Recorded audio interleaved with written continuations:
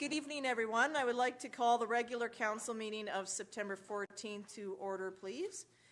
And we do have some new business supplementary information. So approval of the agenda, we will be adding in that new business or supplementary info and removing D1. We had a delegation council this evening. So if I could have a motion for that, please. So moved by Councillor Pearson, seconded by Councillor Parkinson. All those in favor?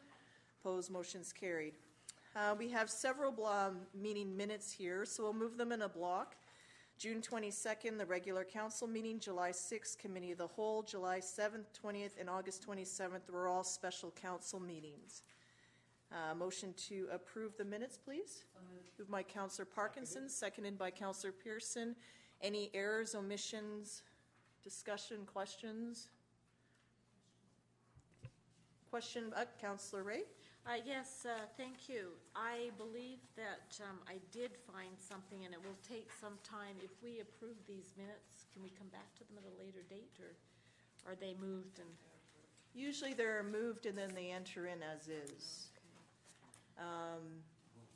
Was it an error that you recall? I don't recall.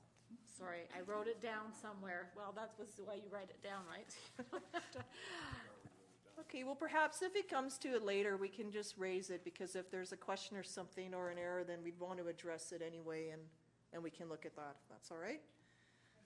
Okay, so on that note, all those in favor of the motion, opposed, motion's carried.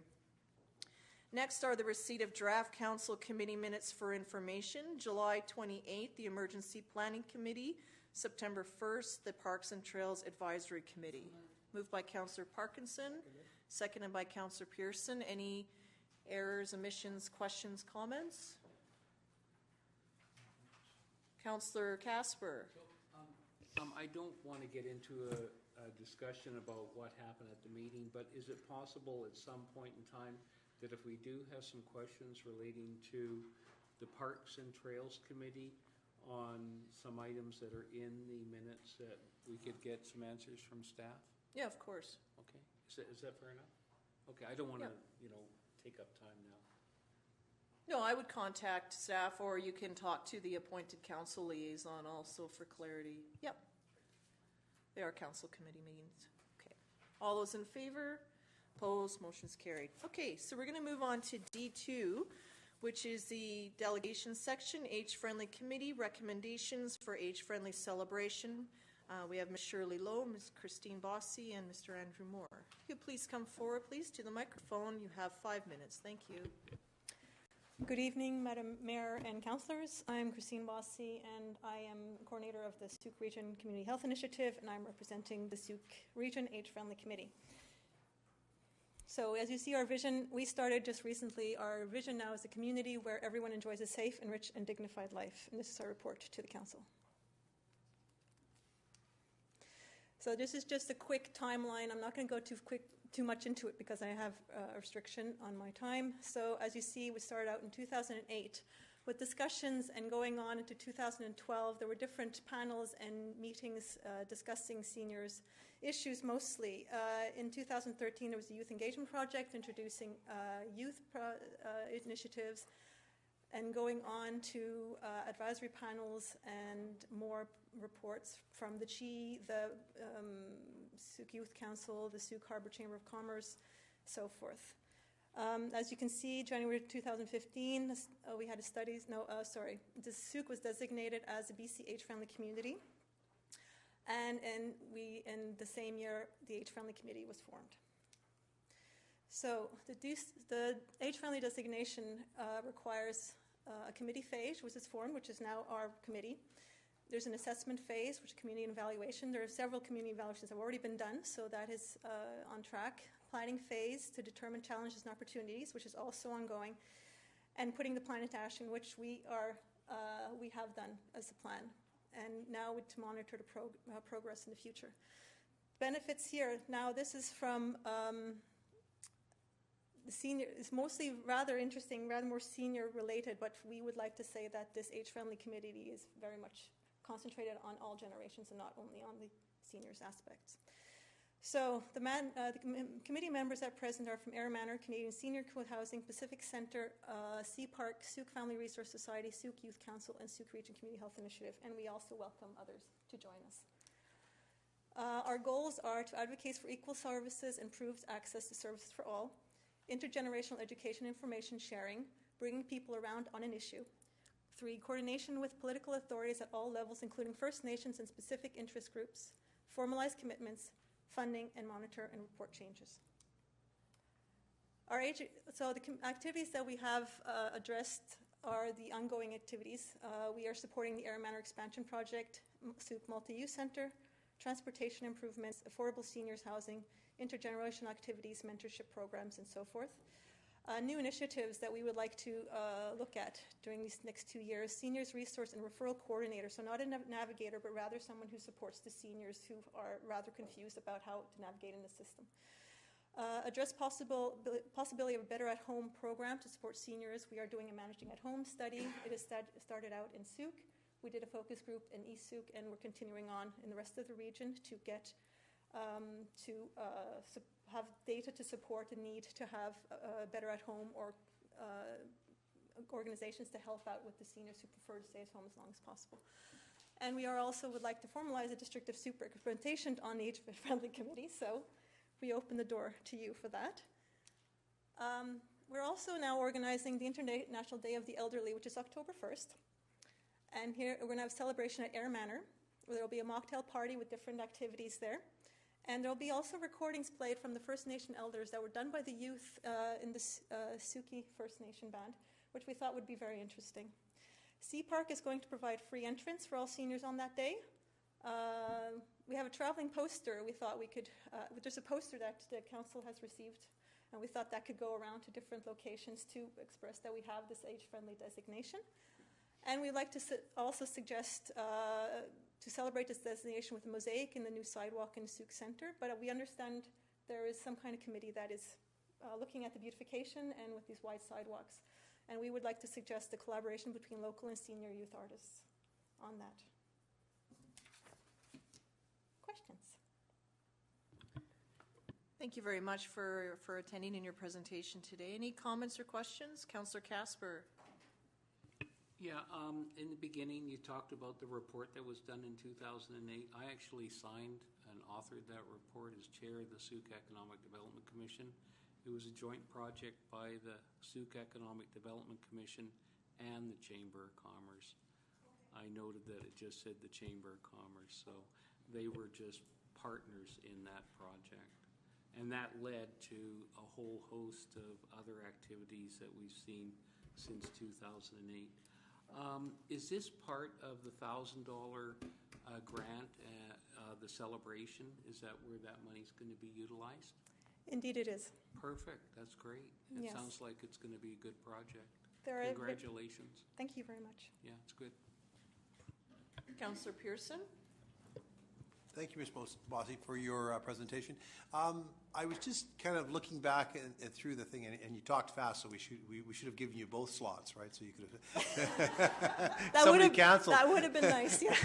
I can't listen that fast, right? No, sorry.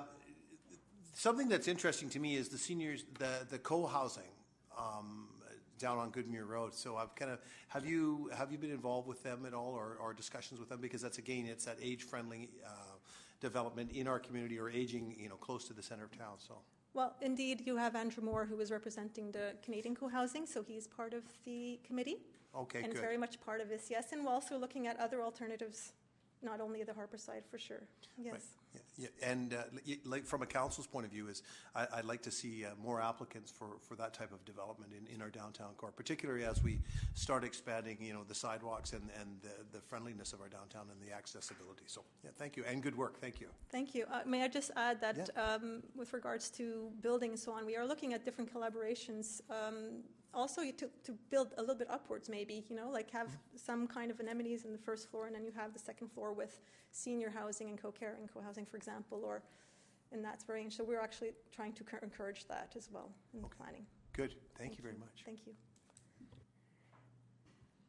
Any further? Thank you very much. We look forward to the 1st, and council may recall we did pass the proclamation on October 1st, so that's posted now in the downstairs office.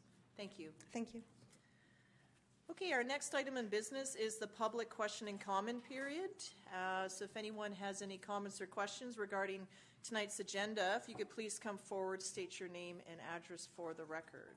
Thank you.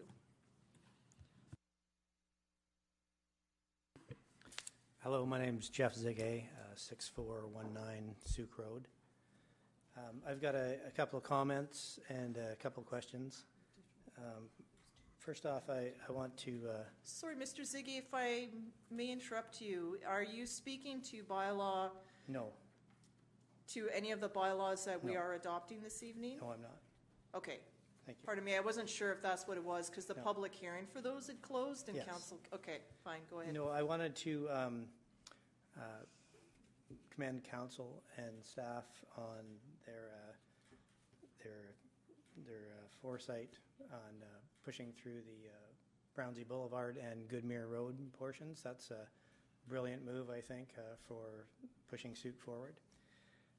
And I had a quick question on that. I know in the special meeting you had that somebody had inquired about putting forth the trail to the waterfront down off of Goodmere Road. And was it Councillor Parkinson that is part of the Parks and Trails?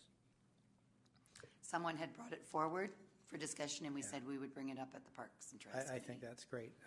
I just wanted to know if that had gained any traction yet. And I'm glad to see it's not forgotten anyway. I have another issue regarding a subdivision that was done on my property, and that is I talked to Howard Sparks, who's doing the roundabout, and he informed me that my sewer stub out that used to go down my driveway, but the city bought my driveway, and he didn't know what it was for, so he capped it off, and he's about to pave over top of it, and I don't have sewer to the northern portion of my lot. I don't want to have to rip up all the brand new pavement and sidewalks and right-of-way to get at this. I know that it's there, and that's why I asked him, because the previous staff member, what was his name, Darcy Kohutch, the engineer, had told me that specifically that was for that property and that and where it was.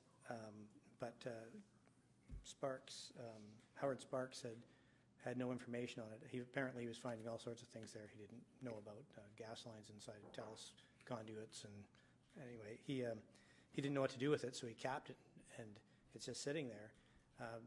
I don't want to have to dig that up and repave it. That was 2 days ago, and I don't think anything's been done other than there's some curbing put in there. I know through the District of Souk's servicing bylaw that any lot that's created has to be sewered or has to be serviced. My lot has water and power and unfortunately no sewer. There is a illegal sewer that crosses two different titles onto a property that we were asked to give an easement for, but reluctantly, well, we disagreed with it because that would create a problem for building on that lot where there's area where we would not be able to build upon if we allowed a sewer from another property to come onto that property. So it was we envisioned a sewer coming in from the top, seeing they had everything taken apart, and it was identified, and it's sitting there basically with our name on it. I had a conversation with engineer Elizabeth Nelson today, and she was under the impression that the existing sewer line that crosses Goodmere Road, the District of Souk's property, and onto another piece of property that we have title to, that was a legitimate sewer, but there's no easements on any of that, and it could be cut off at any minute. So it's not a legal sewer. There's no title to it. There's no easement or right-of-way.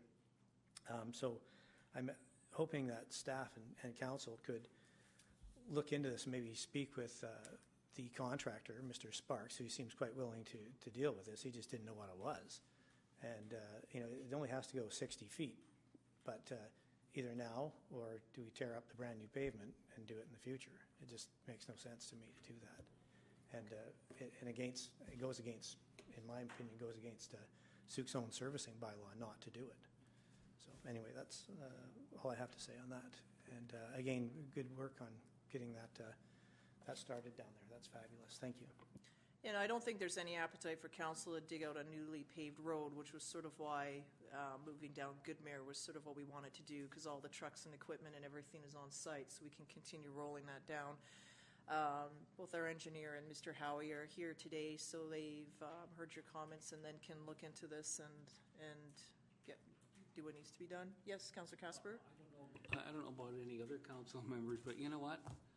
Let's fix this gentleman's problem. If he had a sewer line, a pipe that hooked up to his property, then as far as I'm concerned, he should have a hookup to his property, at least to the northern edge of his property, right behind where the parking lot is.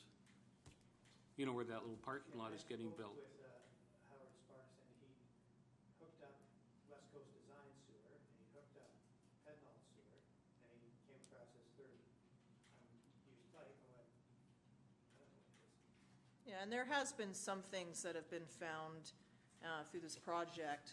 With there's been some underground pieces that things are and aren't necessarily are, and they've been resolved one at a time. So I think at this point we can just resolve it. Our staff are here and have taken note. And So do you need a motion? well, if you can, let's Well, go ahead and make a motion. I move that the sewer hookup be connected or reconnected to Mr. Zege's property on I don't know what legal description it is, but 6645 Sook Road, as it was before. Okay. Someone want to second that? Okay, seconded by Councillor Pearson. No, that's totally fine, and we'll roll along. It's sort of related to the property that we're adopting, so if I'm acting a bit odd, it's because the public hearing is closed and blah, blah, blah. So I don't want to be violating a procedure unnecessarily, but at the same time, I hear that if something's broken, we need to fix it, so we're doing that, and we'll roll along. I don't want to keep debating this. Mr. Ziggy, we've heard you speak. I think council understands what you're bringing forward. Thank you. So I'll just call the question on the motion. All those in favor? Opposed? Carried unanimously. Thank you. Okay, thank you. Any other members of the public have any comments or questions? You could please come forward to the microphone. Okay, so that concludes our public question and comment period and brings us to bylaw B1. Councillor Pearson? Normally, and I don't see the RCMP here, we normally move them to the front of the agenda. Sorry, I didn't speak up, but I don't see the RCMP. Sorry. Well, I didn't see him here, and I didn't see his report either. I see he's further down on the agenda. It is in here on the. Is it? Yeah. Where? Your worship, if I Oh, may. right there under R1. Yeah, Right. it is, yeah. Okay. So normally, I just was asking the question, but he's not here, so. Yeah, I mean, Ms. Sprinkling? Sorry to interrupt. He's asked that he could just come to the last council meeting of each month, just due to his schedule. And so we put the reports on the agenda, but on the 28th, he will be attending the meeting to take any questions from council. Yeah, no, usually when I see him in the room, I put that, but I didn't see him, so I left it. And then I didn't even think it was here because he wasn't here. But anyway, we're all good. Okay. So B1, bylaw number 613, zoning amendment bylaw 600-16, 6645 Sook Road. Moved adoption by Councillor Ray, seconded by Councillor Pearson. All those in favor? Opposed? Motion's carried unanimously. Thank you. B2, bylaw number 620, zoning amendment bylaw 600-18, 6431 Sook Road. And we do have a report to council. And Ms. Lashane, welcome.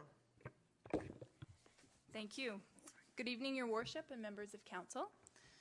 The purpose of this application is to rezone a portion of the property at 6431 Souk Road from large lot residential R1 to small lot residential R3. The objective is to create one new parcel of approximately 350 square meters. The property is 1,728 square meters, and it's located on the south side of Souk Road, extending down to the harbor. The new parcel will be located adjacent to Souk Road and will share an access point onto Souk Road with the neighboring property by way of easement. There was a covenant registered to the property by Ministry of Transportation, which delineates an area near Souk Road where no structures may locate.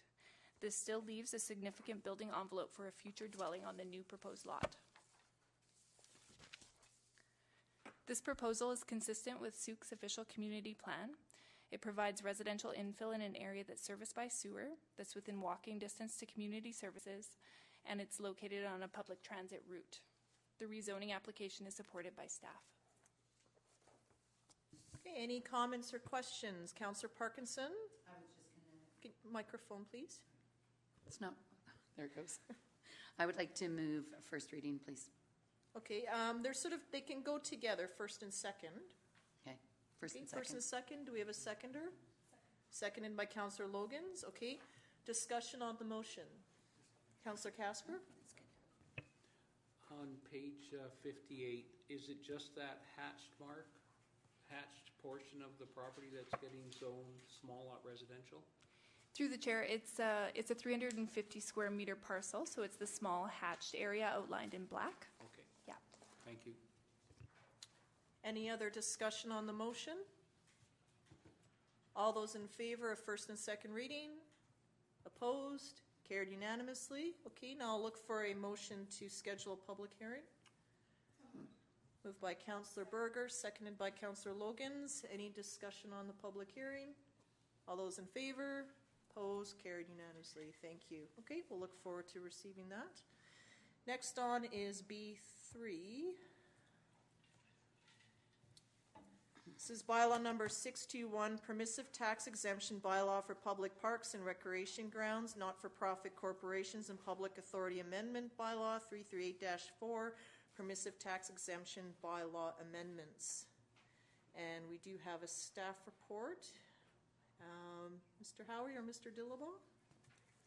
Thank you, Your Worship. So this report's coming forward to council. It really is, for the most part, housekeeping. Due to the change in ownership related to the Hope Centre. The Hope Centre is now, that property is now owned both by Macola Housing and the St. Vincent de Paul. So we're just looking to update the permissive tax exemption for that property, and that's outlined in further detail on page 60 of the agenda this evening. There's two other updates that are required for the permissive tax exemption this year as well. One is around the actual mobile home registry number that is down at the Souk Flats campground that's owned by the Community Association. They put in a new mobile home down there this year, and so we need to update the legal description in the bylaw for the new mobile home. And the last one is we had previously had a tax exemption for the Salvation Army property, and they no longer are occupying that space, so we should be removing that out of the bylaw as they are no longer operating in that location. So if there are any questions from council, I'd be happy to take them at this time. Thank you, Mr. Dillabaugh. Questions, Councillor Casper? So just from a fairness side, when the Salvation Army use ceased on the property at 6686 Souk Road, that would have been in July of this year. Was it June or July? I don't remember the exact date, but I think it was at the end of June, but I can double check that. And the exemption was for $9,390 for 215. So my question is that in line of fairness, that a new tax notice would go out to the property owner to collect taxes for the remainder of the year for the portion of the year that did not qualify for the exemption. Because I know the bylaw says that it's only granted if that use is happening, and that when it ceases, then it no longer applies. So I hope we send out a tax bill. And we are allowed to do that. We are allowed to send out secondary tax notices to property owners if there's been a change. So that's my question. Through you, Your Worship, I guess two parts to my answer through to Councillor Casper. One is I have confirmed both with the property manager on behalf of the owner as well as the Salvation Army that the Salvation Army received that entire credit, the full year's credit for the period of time that they were in the property. It was in there, and we ensured that it was in their contract that they would receive that benefit. So they received that entire amount for the entire year, even though they were only actually in that property for 6 months. So in that respect, my recommendation is that we keep it that way, as they received the full year. The property owner, yes, got the exemption, but that was passed on, and that was the way that it was set up initially. So to now send the property owner a new bill, they would actually be getting double hit because they've already given that credit entirely to the Salvation Army. The second side of that is once the exemption is in there, we can't change the taxable value on that property. Well, if I may just, I'm just going to make one comment, leave it at that. In my opinion, that's not our problem. That's a problem between a landlord and a tenant. And if the landlord makes a decision, or if the previous arrangements don't exist anymore, then, you know, why should we grant an exemption for the remainder of the tax year when it's not being used for that purpose? Because in my mind, it's not fair to all the other taxpayers, be they business or residential. And, you know, it may not seem like a lot of money, but I think there's a principle attached to this, that if these tax concessions are only granted on the basis of use on the property, then I agree. I support that. But when that use ceases, then there should be no exemption from that point on. And if there is no exemption, that means that you pay like everybody else. So I just, you know, I can't support that aspect of it. I really can't. You know, that's like throwing away, whether it's a third of the year or whether it's, you know, whatever percentage it is of $9,300. Well, then let's just get out there and light it on fire. That's how, no, it's like that in my mind. It's like taking the money and piling it out there in the parking lot and putting a torch to it.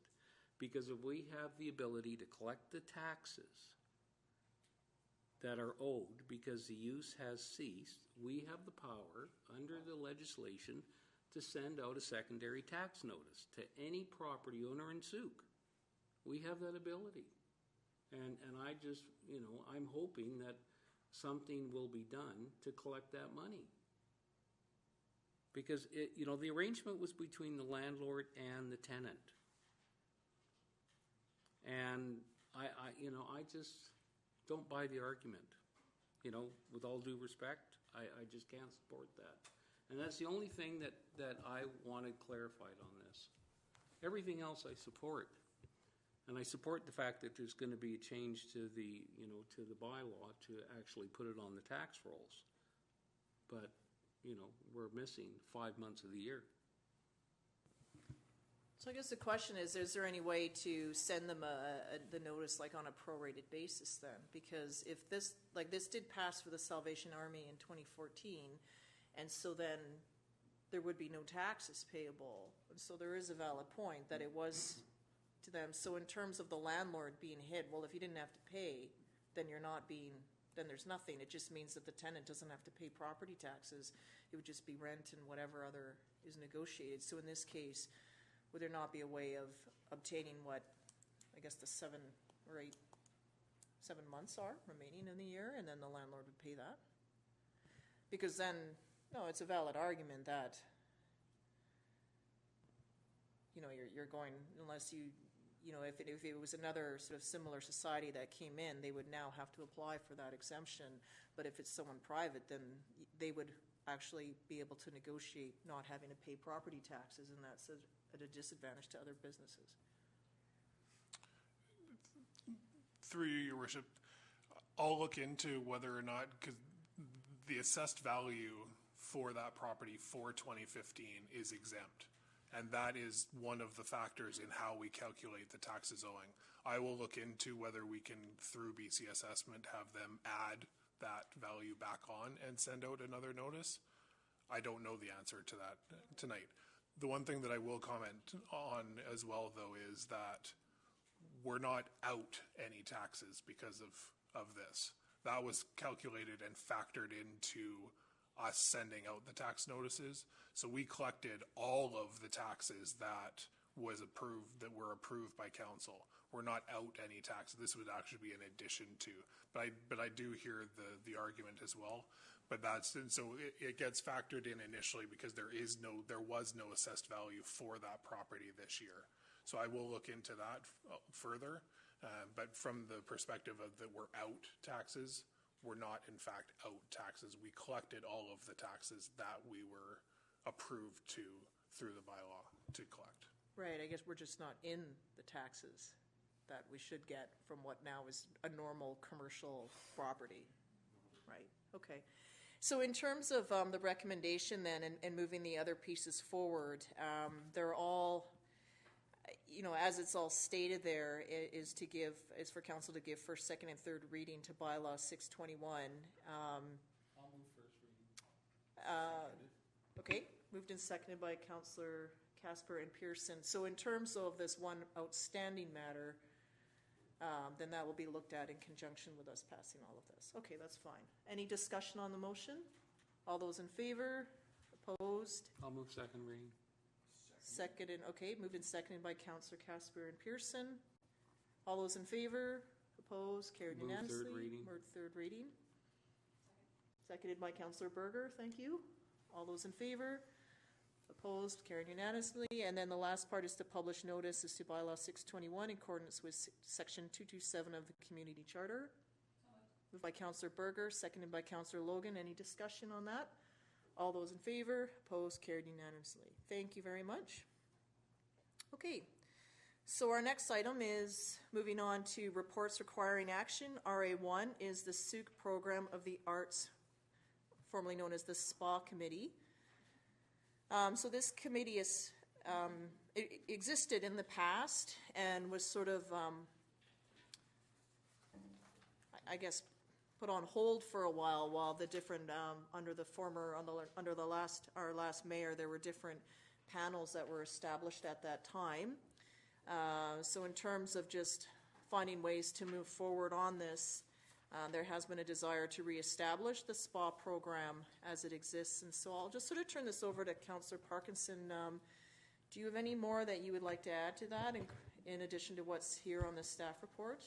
So along with the recommendations, I would like noted that we would like to dissolve the Mayor's Panel on Arts and Beautification. With that committee, it was the liaison that just reported to the mayor, and there were no staff reports. It was just what the committee did. So we would like to see that dissolved and brought back over to SPA so that council will have the staff committee reports that they would like to see. Thank you. And I would like to move that we reestablish the SUC program for the arts. Would you like to move the entire recommendation or just that part of it? Okay, fair enough. Okay, we can start with that first piece. Is there a seconder for the motion to reestablish the SUC SUC program for the Arts Committee? Do I have a seconder? Oh, seconded by Councillor Ray. Okay. Discussion on the motion then to reestablish this. It does give the committee some staff report, some staff support. Obviously, what I've been hearing a lot of with our town center works coming along, there's always been funding for like an attractive sort of decorative artistic bench in the center of town. And of course, the big question is what's going in the center of the roundabout. And I don't think it's something we want to enter into in a rush, because we want something that's going to be really attractive. So there's some neat projects that would come forward that would likely go through this committee here. So it does provide a stronger framework. In terms of the terms of reference, this was put together back in 2004. There's public members. We have representatives from the Sauk Region Historical Society, the Sauk Art Council, and as well as members of the public at large with a background there on literacy, performing arts, visual arts. And there's different responsibilities outlined. There's 6 ones, and they're all fine. I guess the only one that I would like some council discussion on is number 6. It's to administer the Sauk Arts Reserve Fund for public art in accordance with bylaw number 172, which is the bylaw in place where we obtain some art funding. Is that it's likely council will want to receive recommendations from the committee as opposed to just sort of delegating off that complete authority. I think they should all come forward for discussion so that there's an engagement piece. It also speaks to the fiscal lens that we put in our priorities, so I just thought that would be more in keeping. Councillor Parkinson? Previously, with the other terms, everything came back to staff. Staff approve all projects, so nothing would go forward. People, right now we have a number of groups that are interested in looking at putting something in the town center. The Lions Club have expressed interest, the Rotary Club, Frederica, different groups have, Chi has, and so they would come forward, the staff reports would come forward, and then staff, or then council would decide on which projects to go forward with. All as it is a committee making recommendations to council. Okay, so it would all funnel through this way. Councillor Berger? Yes, thank you. That was the main one that stuck out to me too, and I have absolutely no problem supporting it, bringing it back and making it sort of a formal committee now that we are spending so much money and doing some work in the downtown. But I too would support it with that last bullet being strucken from it, because I think it does, it reads and presents itself in what could be sort of, slippery slope for us. Ms. Sprinkling? I would just like to clarify, and perhaps it's better from Michael, but in a policy, it does not delegate authority to the committee. The function of number 6 is that they would bring forward council recommendations to distribute funds up for that reserve account. It does not give them authority to actually, or does not delegate authority at all. So they would look at how much money is in the account, they would look at the projects they could bring forward, and council would approve the disbursement of funds. So could we reword it then to make recommendations to council? Because if reading this from a public perspective, when I first read it, I read it the same way as you did, that they would be in control of that particular fund, and because it's, I think it looks better if we touch up the wording then to make it say that, make recommendations to council with regards to that reserve fund? Okay, so just in terms of the language then,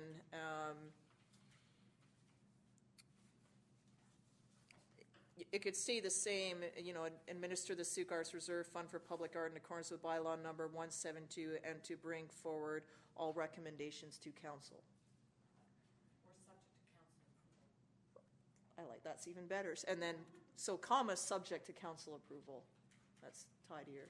Is that agreeable with everyone? Okay. Councillor Pearson. Well, I'm looking forward to what Councillor Parkinson will do with this committee, because I think that she has a passion for making our downtown look good. She's, even when she wasn't on council, she was always here, and I think this is exciting because I fully believe in having a good-looking downtown, and part of the project, and we continually hear from people around the community, thank you for doing what you're doing in the downtown, and this is the icing on the cake. So, and I thank Councillor Parkinson for stepping up on this, and I know she's going to do a fantastic job, so I support it.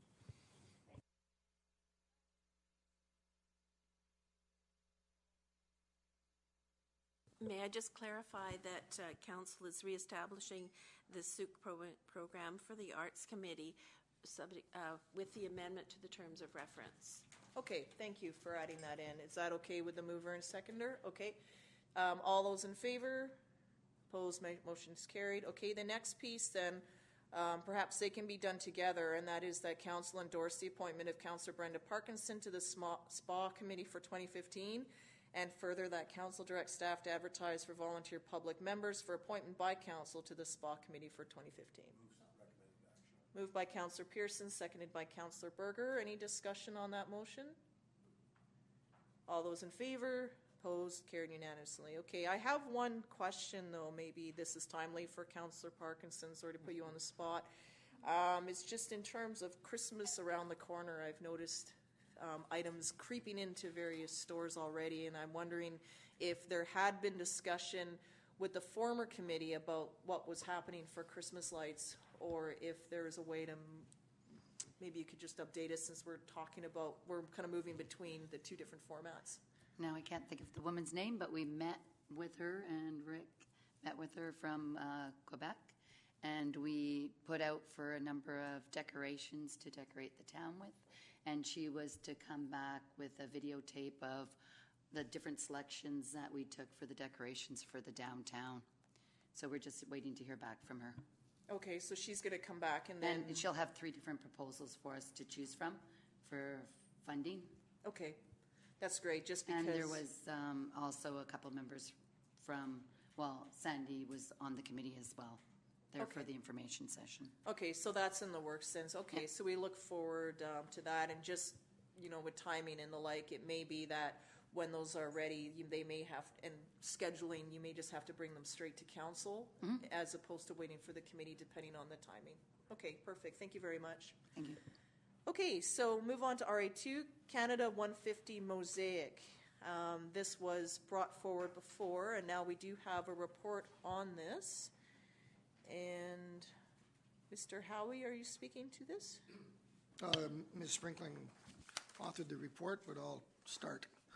Basically, council asked us previously what the cost might be for the mural, what was involved in that, and so that's covered off under the financial impact. The cost is still the original estimate of $12,500, and the remainder of the project is to be funded through corporate sponsors obtained by the mural mosaic.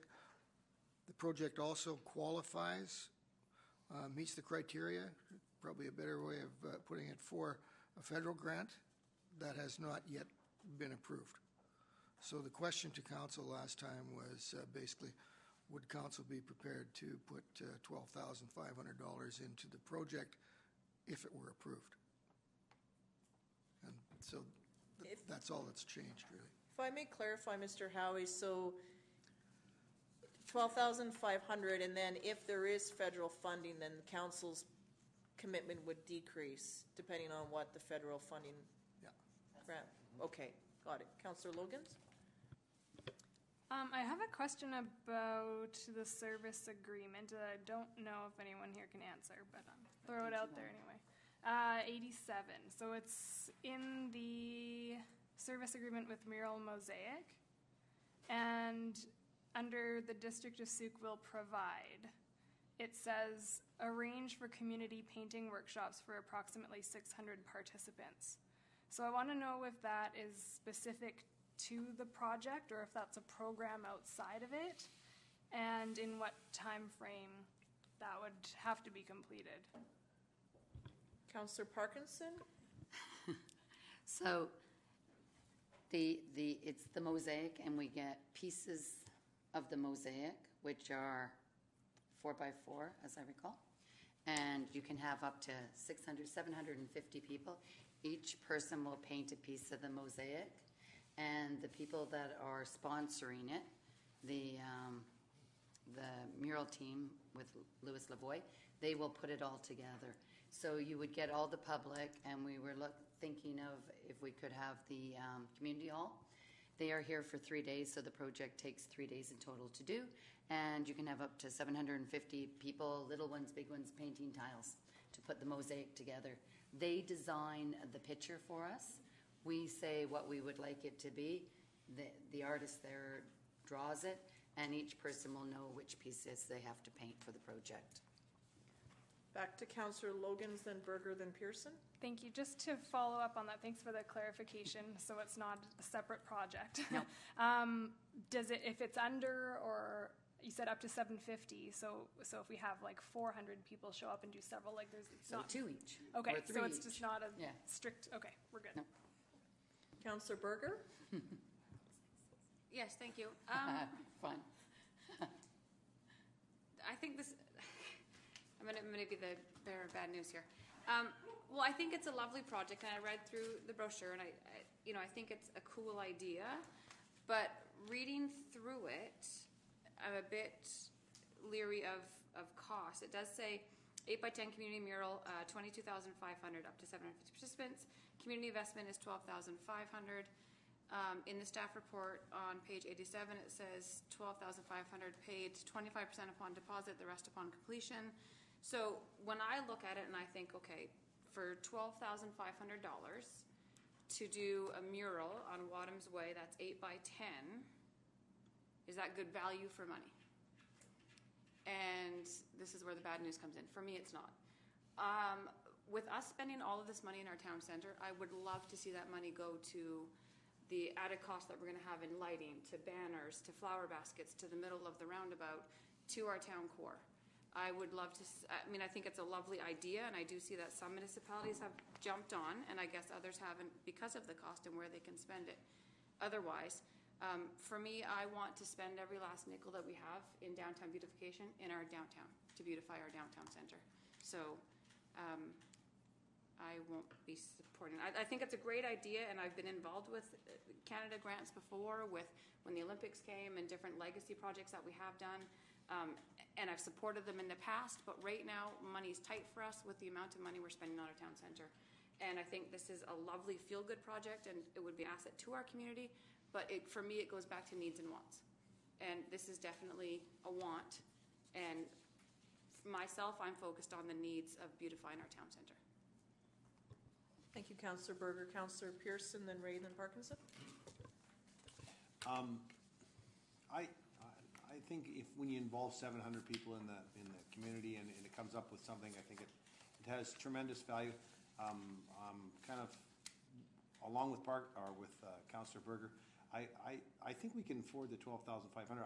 I've never been convinced that Wadham's Way is the place. That's the one piece of this that I think our downtown core is being done, and I think that this project would be timely to be in our downtown core somehow with the roundabout project. That's the only thing that I'm having trouble with. The Wadham's Way is sort of on a bypass and maybe the wrong location for maximizing the people participating. So that's it. Councillor Ray. Yes, thank you, Your Worship. I guess I come back to the question I think I posed the last time, and it was, I support a project, but why does it have to be the most expensive one? What's wrong with doing something a little bit more moderate?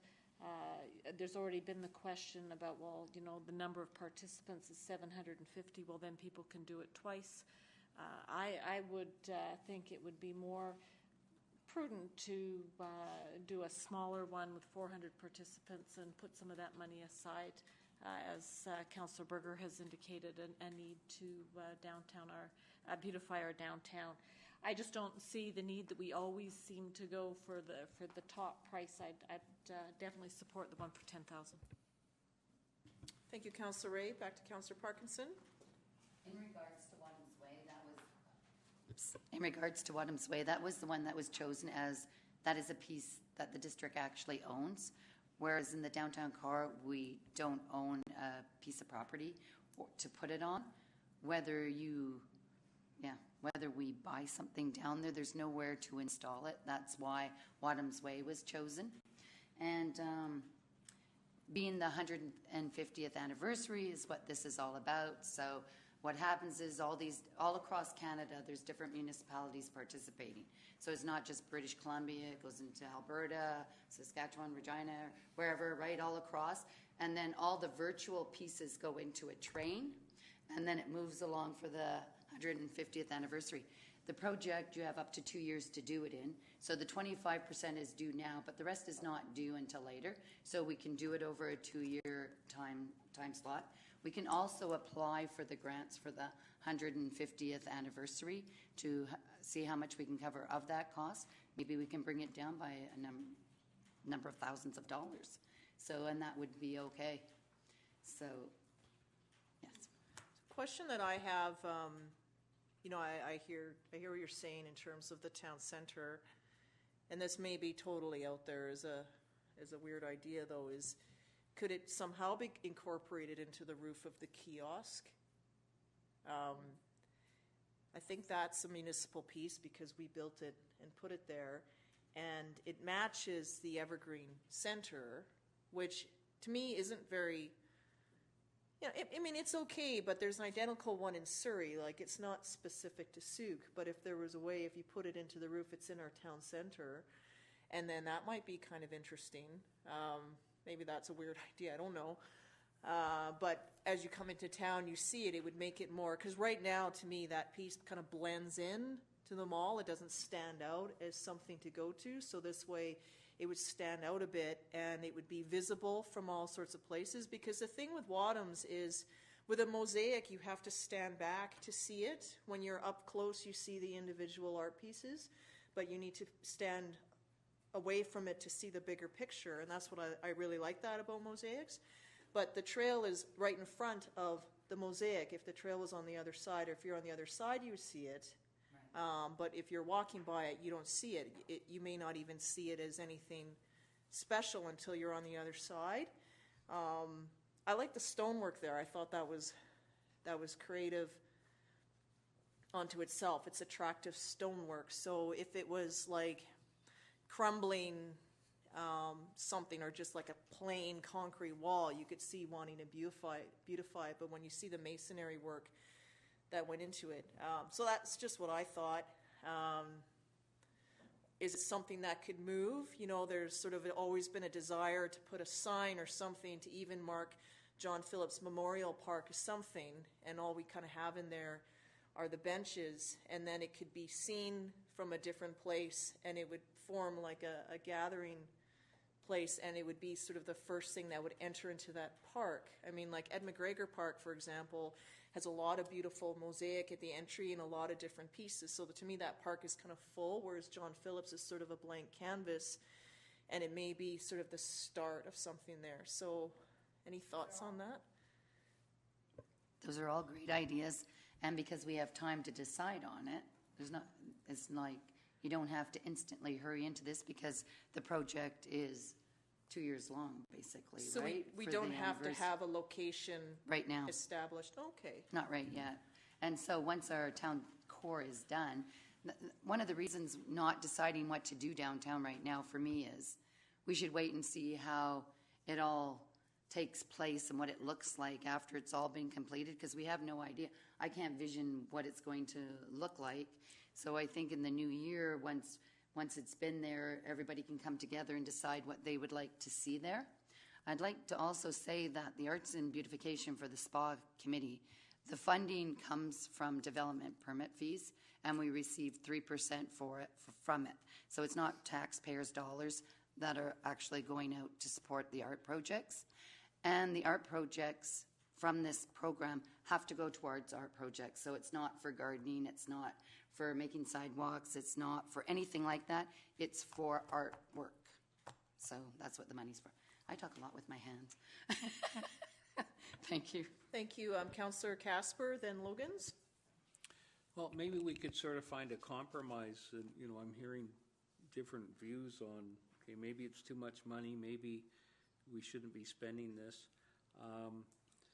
There's wording in here which clearly commits council to $12,500, and in the written report it makes references to commercial sponsorship. So the last time we had a discussion, I thought that there would be a greater or an equal representation of the goal of, you know, maybe getting $6,000 of commercial sponsorship, and then the remainder would come from the municipality.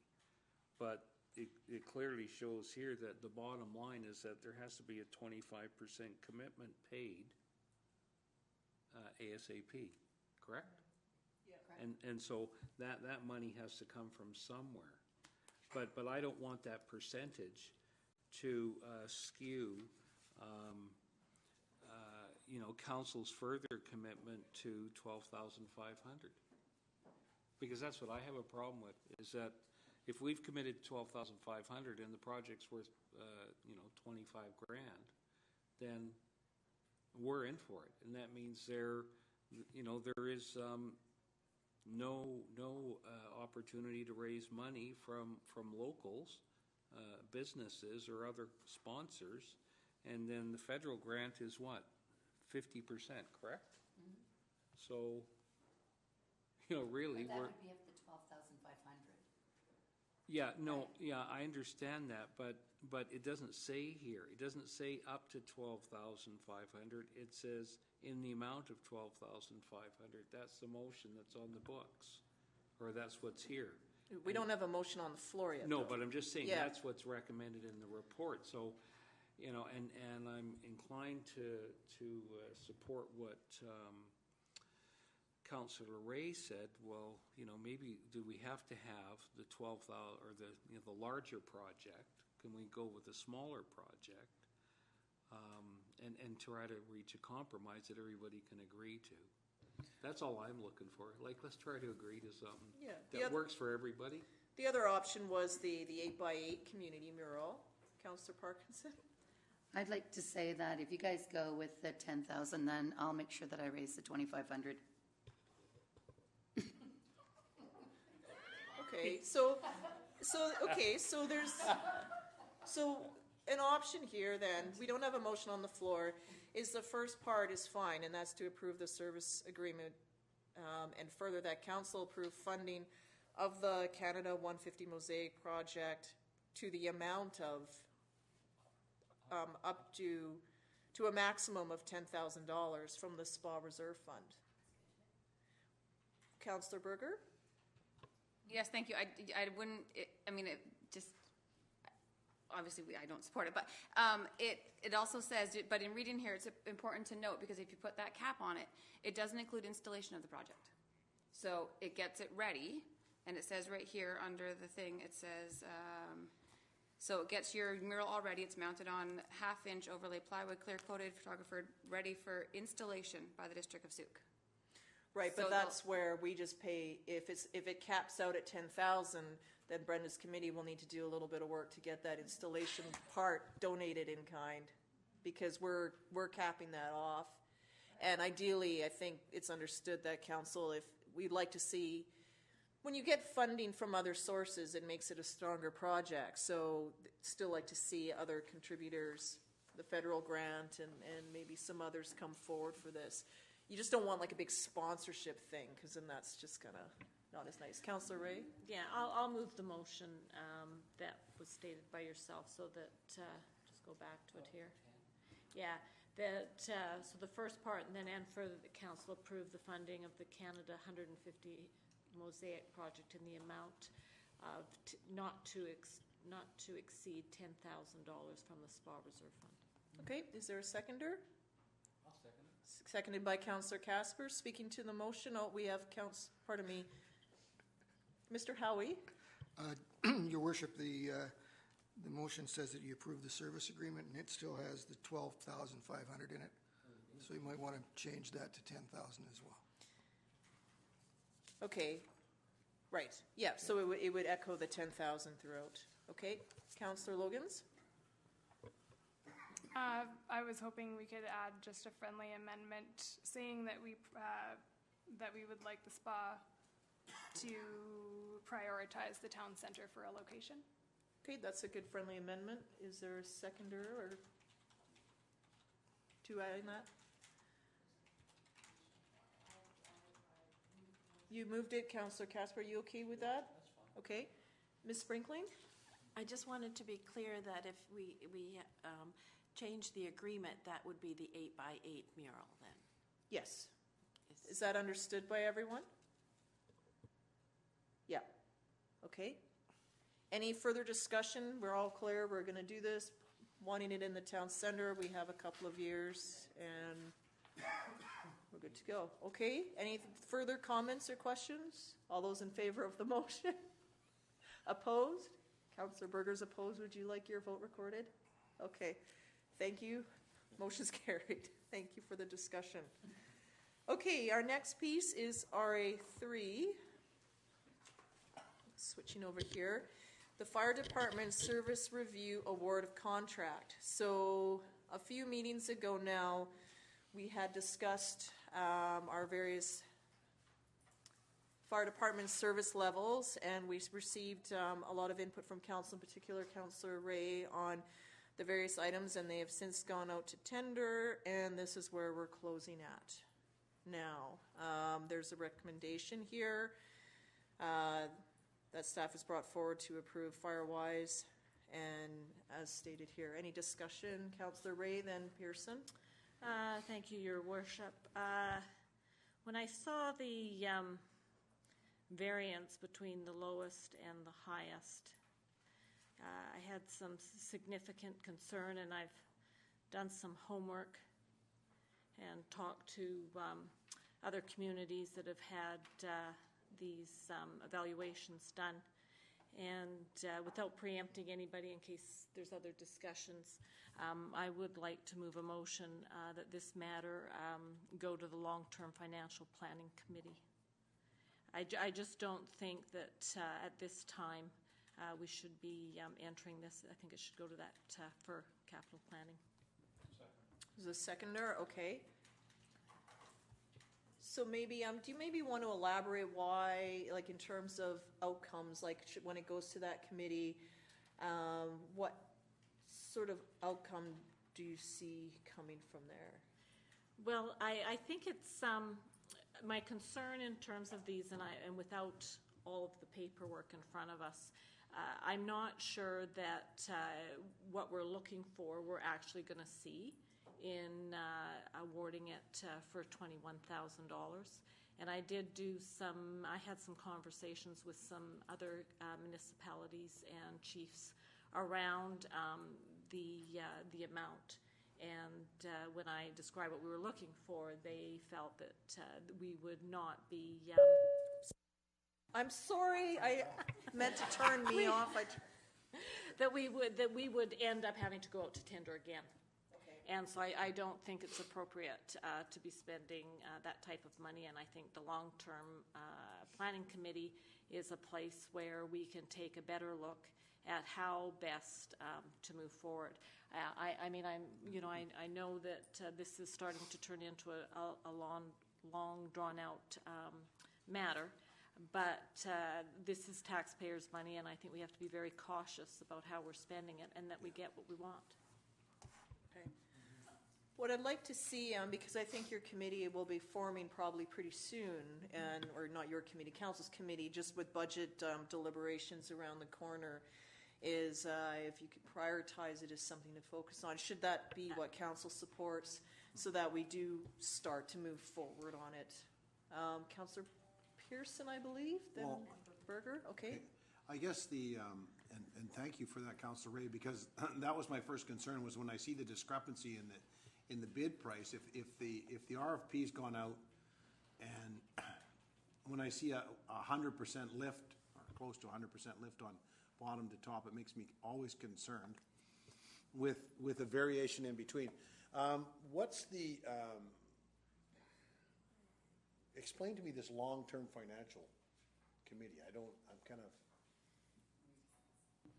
I want to kind of understand the long-term financial committee, because you used a word there that I don't know what that means. Right. So this was a committee that we formed this term.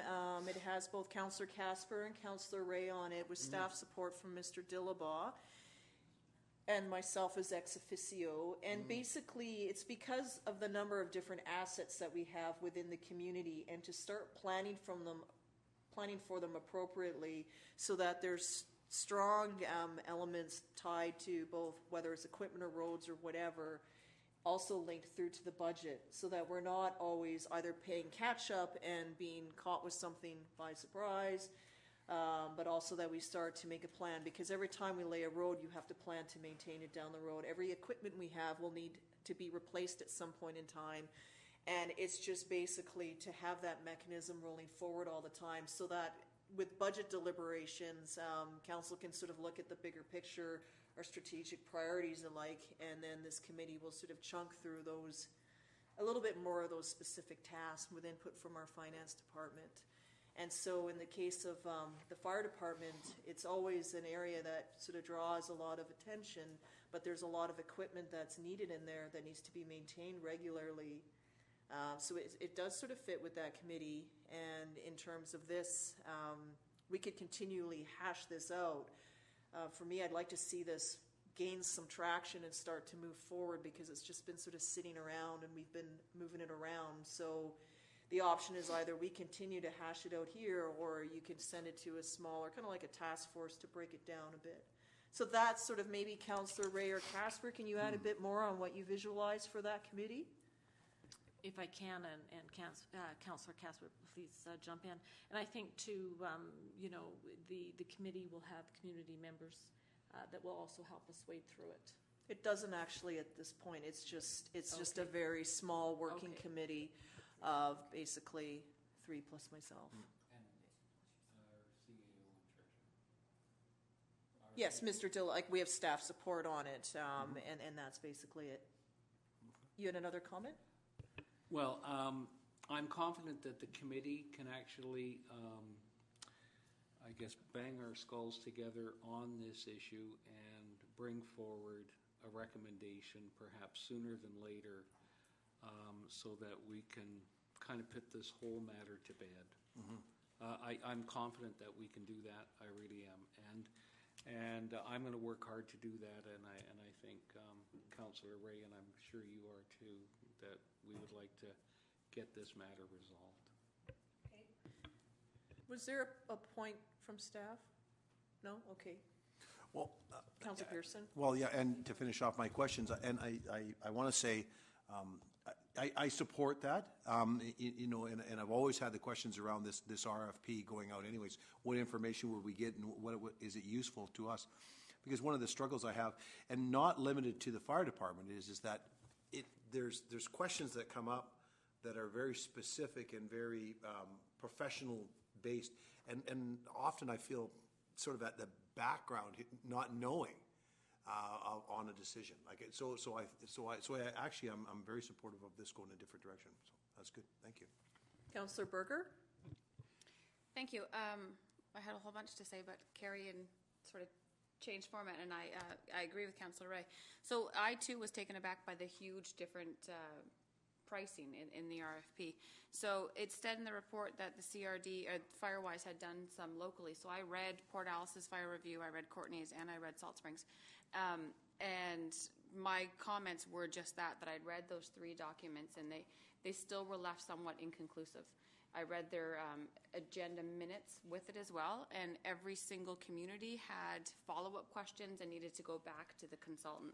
And I saw that as just more money, and we would be faced with the same thing by the looks of their reviews that they had done. So going forward, I think it's a fantastic idea to form a long-term financing committee and to look at things like this, because as we all know, last term, all of us that were at the table last year voted against doing this because of the dollars that would be spent on an RFP, and we thought we could do it in-house, and then of course we got overwhelmed with it. But going forward, I 100% support it, because we saw during budget deliberations that there is long-term capital items that need to be addressed, and we don't want to see huge lifts. So I appreciate Councillor Ray and Councillor Casper looking into it, and I think that that's the way to go, rather than spending $20,000 to $30,000 on a consultant and possibly having an inconclusive review as the other municipalities did. I think just one thing I'll add, though, is that it may come back when the committee gets, because the committee itself is already in existence, right? Like it's formed. This is going to be an item of business. They may come forward and say, after looking at this, you may need to spend X dollars to hash this out, potentially. Councillor Ray? Yes, just to add, and one of the fire chiefs I did speak to was the fire chief of Salt Spring Island, and they did do the one, and they are actually going back out to tender after having spent somewhere between $20,000 and $30,000. So I just didn't want to see us going down that path when I talked to him about what we were looking for. So I think it's prudent when you get that kind of information out there and that kind of money that you have a second thought about what you're doing. So hence the motion. Okay. Councillor Logans? I just wanted to thank Councillor Berger for giving that information about looking into those other reports, because I was kind of having that question as well. My one concern, though, is what Councillor Ray was stating, that after having those reports, they were going back and finding that there was a need to get another $20,000 to $30,000 of contracting fees. Is this committee prepared to do $60,000 to $80,000 worth of work to get that done? I'm not quite sure that that's the actual the goal. I think what we need to do is we need to look at what the difference is to start, is to take a look at the four proposals and take a look to see where the differences are. And do we feel that with that the more expensive one might come in more in line, or maybe it might be something that's, my concern is going with low bidder, given the experience that Salt Spring Island had. And I know I talked with the CAO in Port Alice and talked about their report. And again, there were some challenges in terms of pricing, and they were very happy with Firewise Consulting, but there was a lot of negotiating and stuff. So I just think we need to take a step back and take it to a committee and look at what we were asking, looking what came from all the proposals and what they were prepared to do for those values, and see if there's something in between that might meet what we need, or the top one, or maybe we need to, I'm not going to speculate. But. Sorry, back to Councillor Logans. I can't support that motion because I feel like that's micromanaging this system, and I'm in favor of having them as a consultant on this. Okay. Any further discussion on the motion? So the motion is basically to send this to the Long-Term Finance Committee, and who will come back with a report to council. Councillor Parkinson? I just wanted to confirm that their findings will come back to us before a decision is made, right? On all four? Absolutely. Yep. Oh, Okay. absolutely. Okay. Yeah. And it's just to delve into it a little bit deeper. There's also the opportunity for those attending UBCM to talk to, other folks, other departments, different consulting groups may even be there just to get some input. And you always have to bear in mind that some communities are smaller than the others, so it's hard to compare. But that's where the committee will just delve it down, and it will come back to council. So we're rolling forward. We're going around about that, but still moving. Okay. So all those in favor of the motion? Opposed? Councillor Logan is opposed. Would you like your vote recorded? Thank you. Motion's carried. Thank you.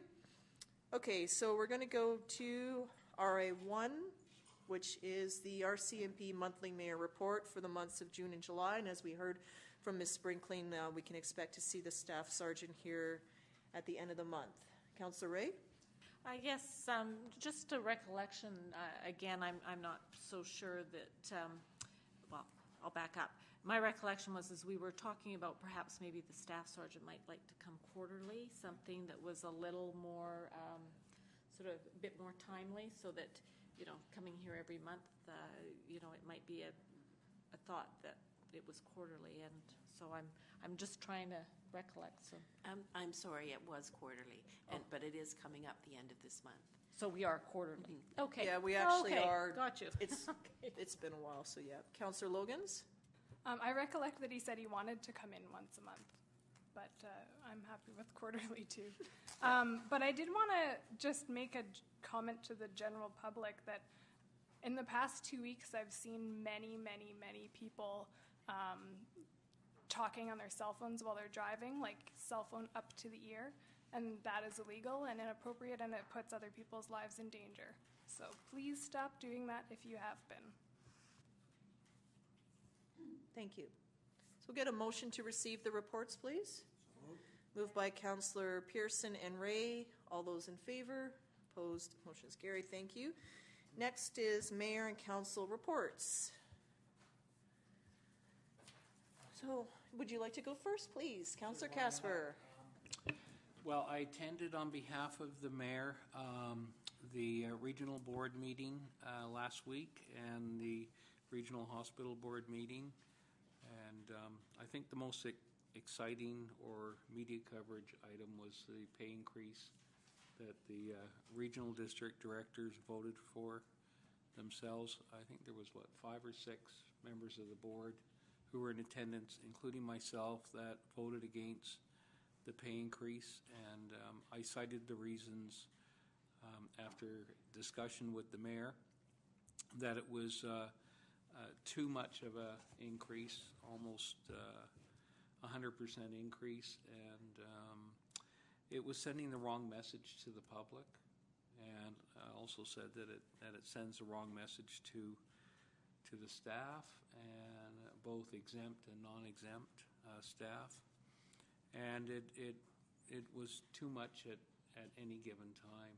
And you know, there were excuses made by other directors that nothing had been done for 20 years, but I'm really not in the position to second guess why those individuals decided not to give a pay increase. And if they decided over a 20-year period not to increase the wage of themselves, then perhaps they made the right decision, because they did make a decision.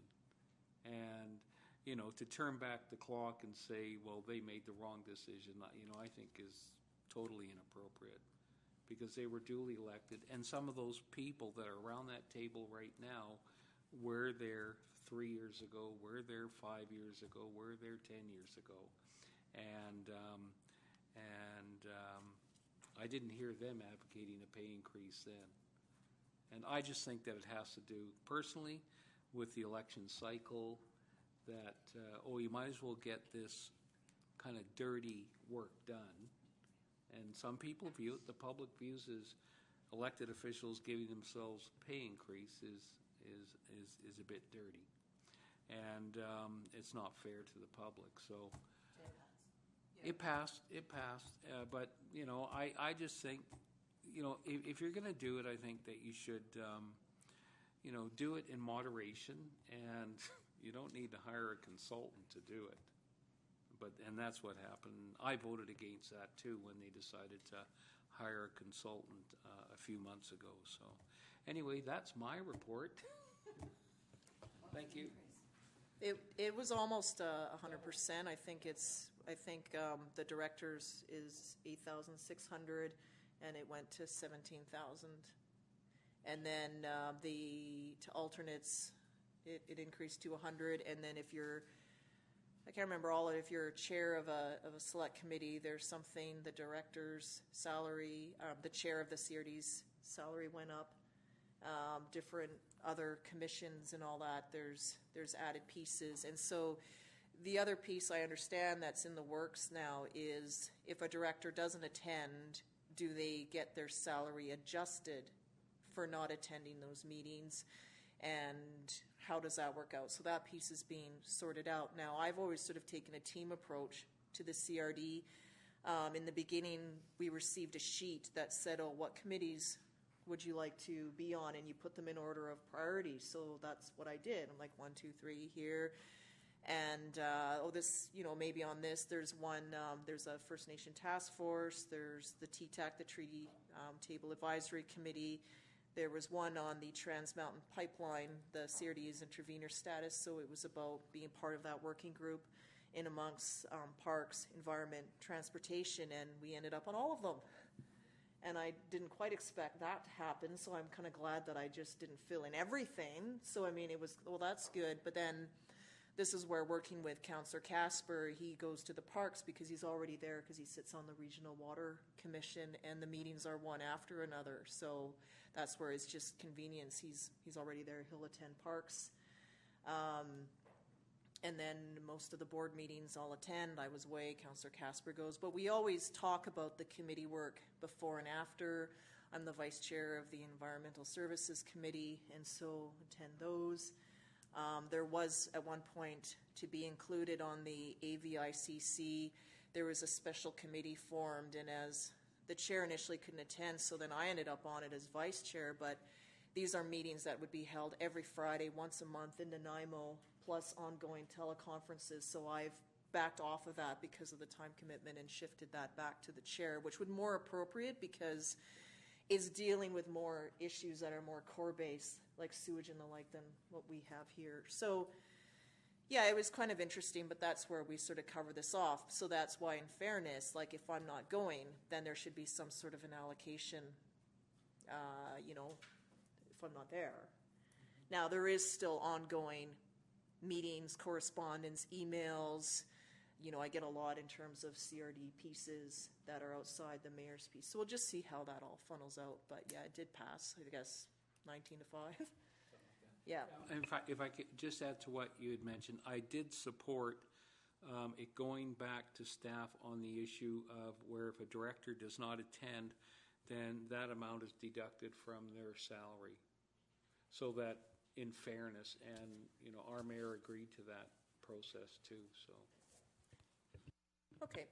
Other council updates. Councillor Parkinson, then Berger, then Pearson. So on July 28th, I attended the Emergency Planning Committee meeting, which are in our minutes here. And I'd also just like to say that there are a number of great events that are happening in Souk during the summertime, and I attended the Art in the Park on August 15th, along with the mayor, and we participated in the paint-in, which was lots of fun. And then September 1st, we had our Parks and Trails Committee meeting, the first one, which the minutes are attached as well. On September 2nd was the Souk Region Historical Society meeting, where the museum wrote a RFP to go out to host the museum conference here in Souk for next year. And on September 5th was the Souk Community Arts Council Beach Art down at Whiffenspit, which is a really great event where there were they changed the date so that it wouldn't conflict with the Souk Fall Fair this year. So there were a lot of families that participate in it, and there are a lot of the high school students that come down for it. And so it's a lot of the same people each year, which is really nice. And then on September 9th was the Queen's Reign ceremony, which was totally awesome, and staff did a great job of putting it together, and the attendance was great. We had over 60 people here, and it was really fun. And then on September 12th, I attended the opening ceremonies of the Souk Fall Fair. Thank you, Councillor Parkinson. Councillor Berger? Thank you. Just to touch on the C-Park meeting, at our last meeting, we were presented with the strategic plan that was just completed. There's a link to it on the website. It was actually a really well-done plan. It was timely for C-Park to get it done. So on the website, you can see service levels and roles and scopes, new initiatives, and what the budget implications can be, goals, performance indicators. We also looked at the budget, and here's some scary numbers. The requisition for 2015 looks like it will be roughly $2.5 million, and that's split 75% with the District of Souk paying that portion, and 25% being paid by the Wandafika electoral area. So C-Park's population catchment has increased nearly 60% in the past 25 years. So with the arena being built in 1976, that just shows you where the shift has gone. Requisition for that building is paid by Souk and the Wandafika electoral area, and it's on population base. So the more Souk grows, the more we pay the bill for it. So on the budget that we looked at, which these are all you can find on the website, Souk will be roughly $1.9 million for the requisition of C-Park. And the question that I'm always asked is, how is it breaking down? And I won't give you all of it, but the arena is roughly $894,000, and the pool is 1.4. That's the total amount of operating. So then once it goes through all of its budgetary things, and you come up with the requisition at the end. And all those links are on the website, but that was our last C-Park meeting. Thank you, Councillor Berger. And I understand that C-Park had applied for a grant to do an expansion for the fitness center, but they did not get the grant. Yeah, so we discussed that a little bit too. So we put in, there was a last-minute federal grant that was available, and it was, I think it was a 50-50 split on that one. And so there was a 2-week deadline to do it, so the C-Park staff worked quite hard on proposing a gym component, which is what we, out of say 100 comments per month, I think they do them in the comment box there. Almost all of them say when you're building a gym. So we didn't get, the Sea Park Commission and staff didn't get a letter, but everything else was announced. So I think through the chair, Mr. Hicks, he was going to contact them and say, okay, where's our letter saying we weren't successful? So it looks like we weren't successful because a bunch of people got acceptance letters. Sea Park at that point had received nothing. So we're assuming that we were not successful. Okay, thank you very much. Councillor Pearson. Yes, on September 1st, I attended the Waterfuco Water Commission meeting. Bad news, as probably most people saw, was the grant for the extension to Kemp Lake Water was turned down. Basically, the reasons were given was that the applications were oversubscribed, and simple as that. The next steps for the Kemp Lake water supply or watershed system is they have to come up with either an upgrade to their system, or they have to come up with funding to extend that water line. So, but there is a grant application intake this spring, or in the spring of 2016. So they expect they will make that application again. The good news is the watershed, Sooke watershed, is on the way back from its drought conditions this year. So it's over the last couple of weeks, more water is going into the watershed than is going out. So it's marginally going up. So it's over the drought conditions for now, but doesn't mean that the future is rosy from a world climate change point of view. But it seems like we're over the hump for this year. So that's it. Any other, Councillor Ray? Thank you. So the end of July, I attended the Library Board community consultation with the locally here in Sooke. It was lively and engaged, lots of good questions. Councillor Casper and Councillor Parkinson were also in attendance. And so the executive director with the library board and her staff came down from Nanaimo, and our local branch manager, Adrian Wass, was also there and presented. So I think it was a great opportunity to put some ideas forward and some questions answered. Of course, one of the questions that was posed was about the location of a new library in Sooke.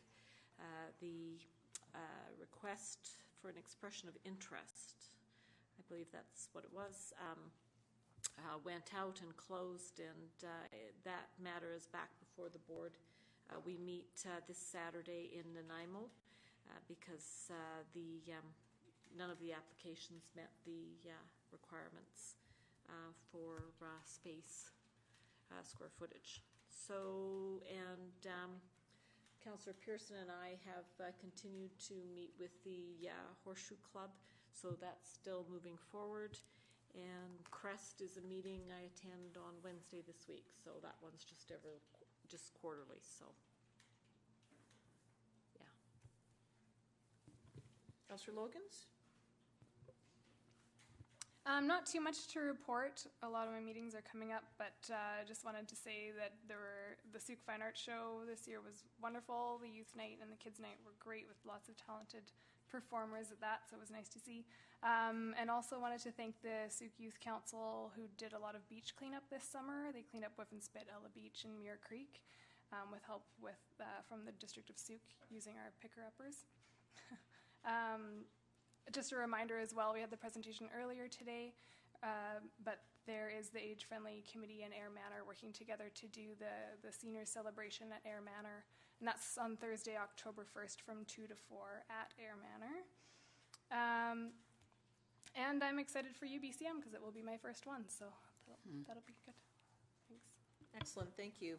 So in regards to UBCM, the resolution about our position on tanker traffic had gone to the AVICC and was endorsed, and then moved forward to UBCM as we had directed. So it is in the program.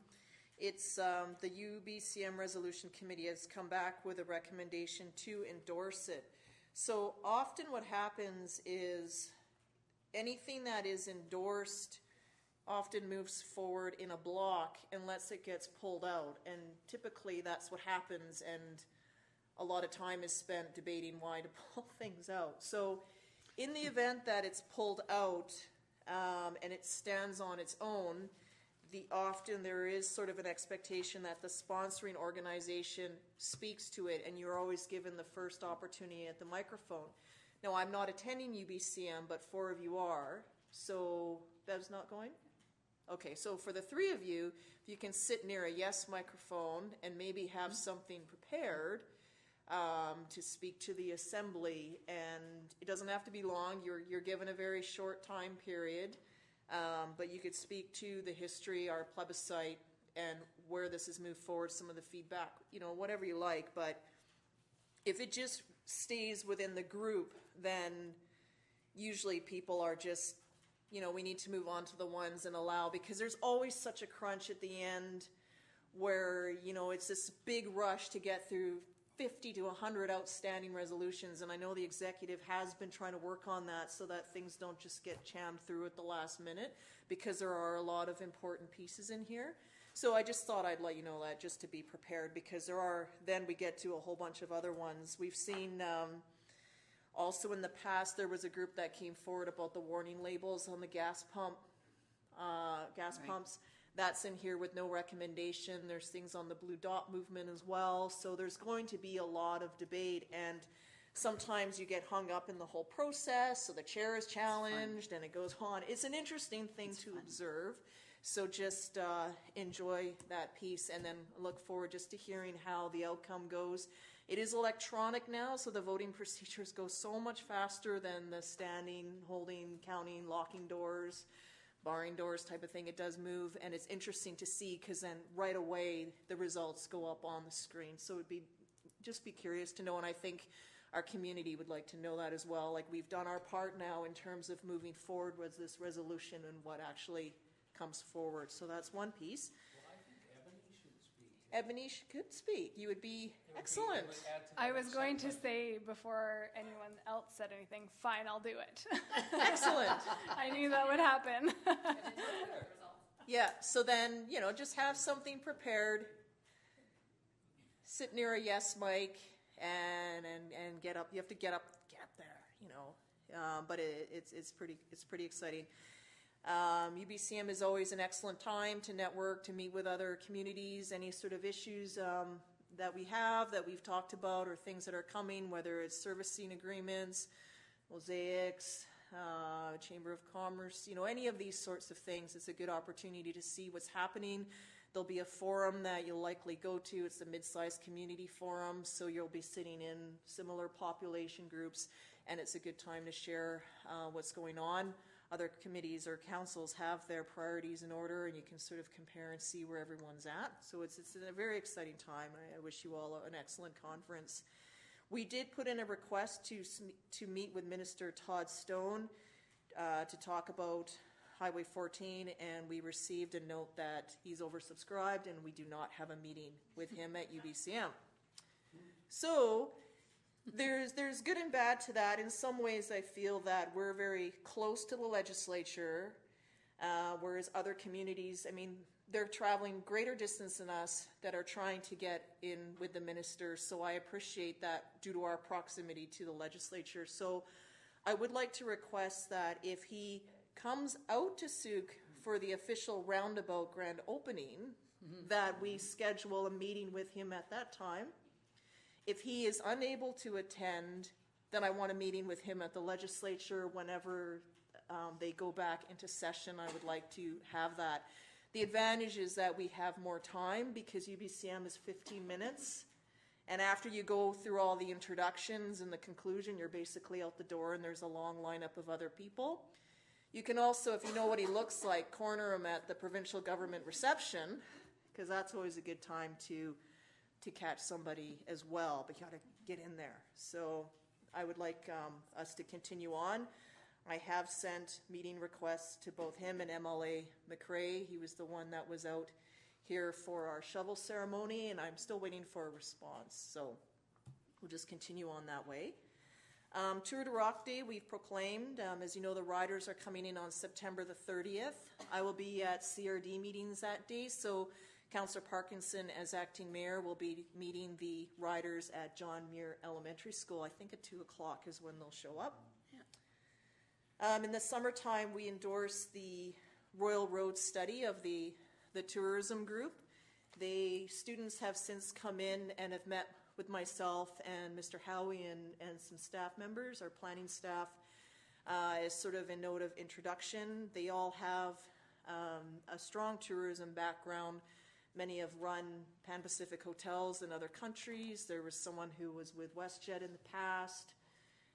Some are local, one or two I think were locally based, but there's about 10 students in all. They may have been in contact with you already. If not, they will be at some point. We've provided all of the contact information for counselors so that they can sort of do the interviews on various components. Right now, I think they're analyzing different pieces, and it's basically to find ways to move forward. So that should be underway. I have insisted several times that they talk to members of council.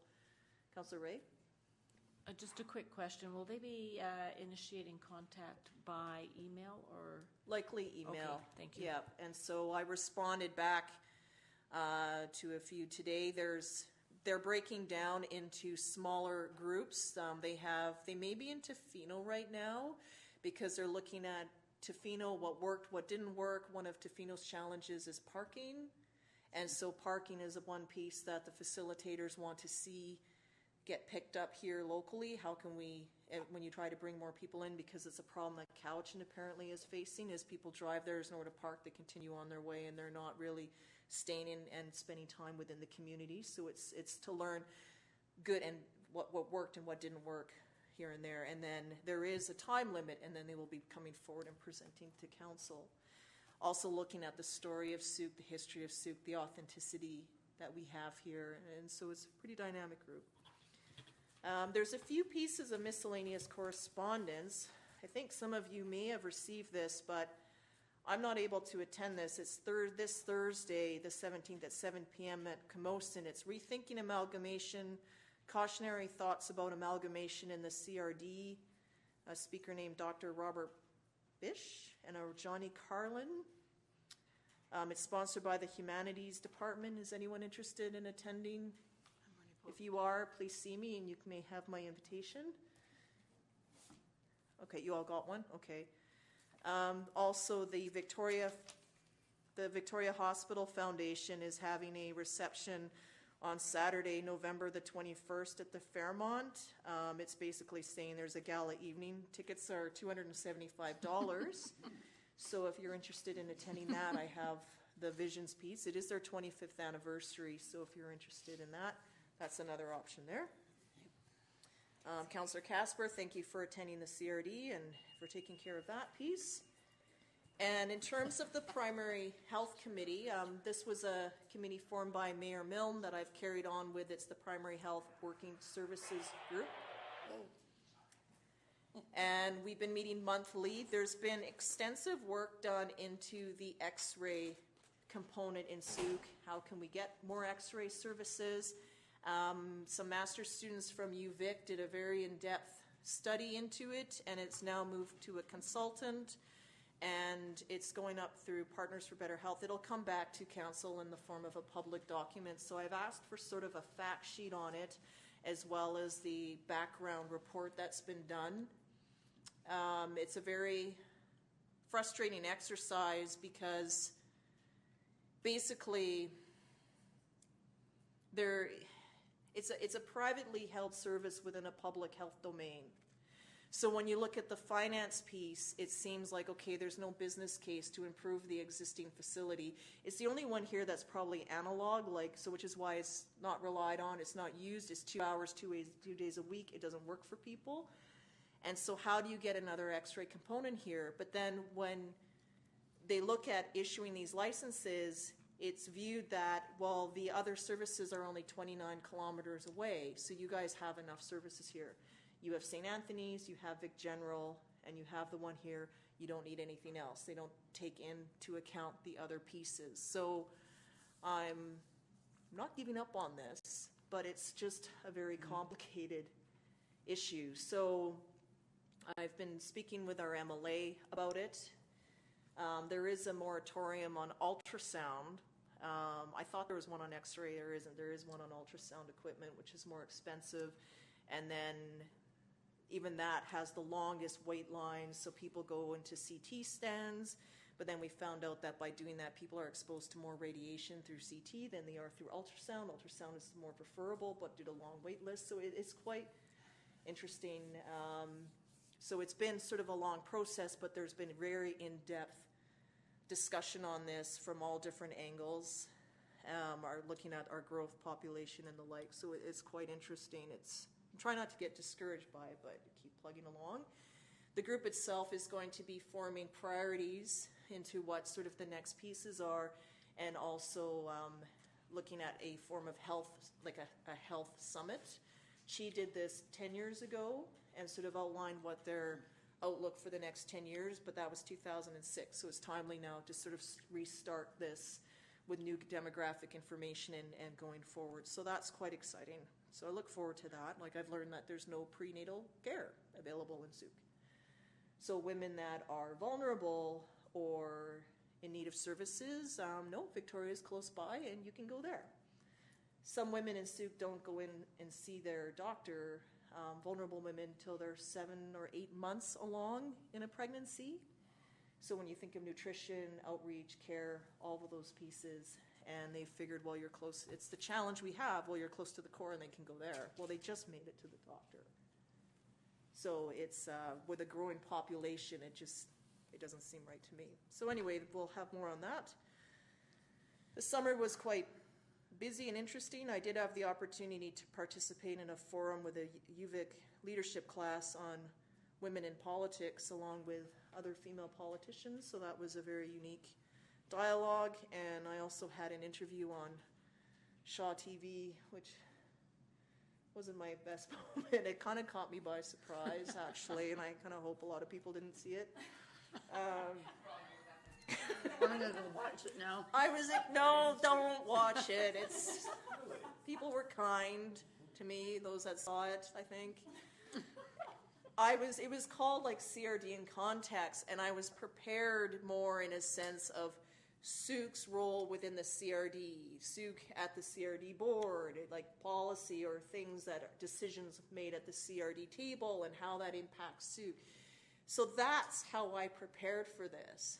But it was more about me personally and things that I have said or been quoted on in the news. And yeah, my husband asked, well, is it what you thought? I'm like, no, it's far worse, but that's okay, it's over. So anyway, if you did see that, I apologize. I'm gonna watch it. Oh, anyway. So I think that's about it. We're rolling along right now. Like it's over, God. I will also share that the Federation of Canadian Municipalities is hosting a workshop in Nanaimo on October the 1st on municipalities, local government, and First Nation relations.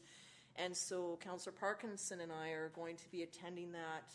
We're part of the MOU working group with the South Nation. It is a free workshop, so if any of you are available to attend, it is from 8:30 to 4, so just keep in mind of the scheduling time, and we'll have to figure out what time we need to leave Sooke to get there on time. So if you are interested, please send an RSVP to Bonnie right away so she can get that going for you. Okay? So on that note, we're going to roll forward in our agenda here and move into, we have no new business. Actually, I guess the one thing I think I missed, was we'll just look at the yellow page as a supplementary item. It's to adopt the council and committee of the whole minutes from September 8th, the special council meeting. I should have done that when we did the others. Moved by Councillor Pearson, seconded by Councillor Logans. Any comments on that? Ms. Sprinkling? The reason why we brought this as a new business is because the Board of Variance may have a meeting this month, so that's why it came forward. Okay, very good. Thank you. All those in favor? Opposed? Motion's carried. Okay, so C1 is correspondence received July 22nd from the Corporation of the Township of Esquimalt. It's the Tumut Treaty Advisory Committee. And that's for council to consider funding requests of up to $5,000. In the past, I believe it had been $3,000 from the various municipalities that are a part of this, and it's been increased to $5,000. And my understanding is the reason why the increase is because we've hit agreement in principle phase and it's moving forward more to the treaty process. So there's more momentum and things happening, which is why there's been an increase now in the funding piece. And so it did pass the committee, and so they're just asking if our council would support the increase, and that is the main reason why. Councillor Pearson? Do we know what to do with the money? It's to cover off the municipality's solicitor.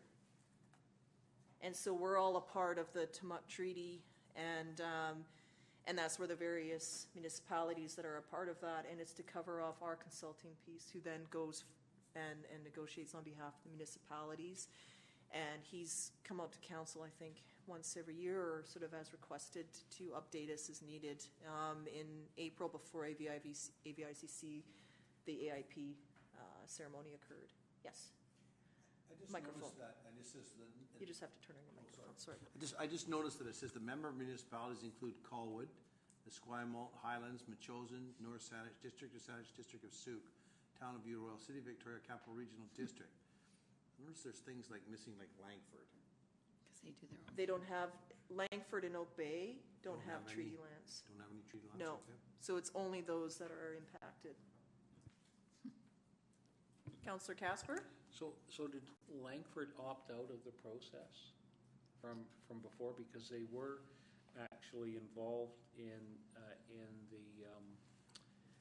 the process, and they actually made a financial contribution in the past, and they were hosting municipality in the past when we had meetings. Since I've been on this, I've never seen Langford. So they're not involved in. They're not involved at all. No. And neither's Oak Bay. Councillor Berger? Yes, thank you. Just a question through to Mr. Dillabaugh. So where would the $5,000 come from? Do we have a line item within our budget for this, or was it a contingency? Through you, Your Worship, it's not specifically in the budget, but it is included in one of the line items. I just forget exactly what it's called. Councillor Logans? I would like to move that we support them with the 5,000. Second? Seconded by Councillor Parkinson. Any discussion on the motion? All those in favor? Opposed? Carried unanimously. Thank you. The next meeting is, I believe it's next week, and I have requested Councillor Parkinson to be appointed as an alternate to this. Usually the meetings are every month, and there'll be a time where I won't be able to attend, so for continuity purposes. Okay, our next item of business is C2, correspondence received August the 5th from the Office of Mayor Fred Eisenberger, City of Hamilton, request for funding. Do you need to? I need to be out of it. Okay, we'll just excuse Councillor Pearson. It would be a. Why? Why? You have to state why.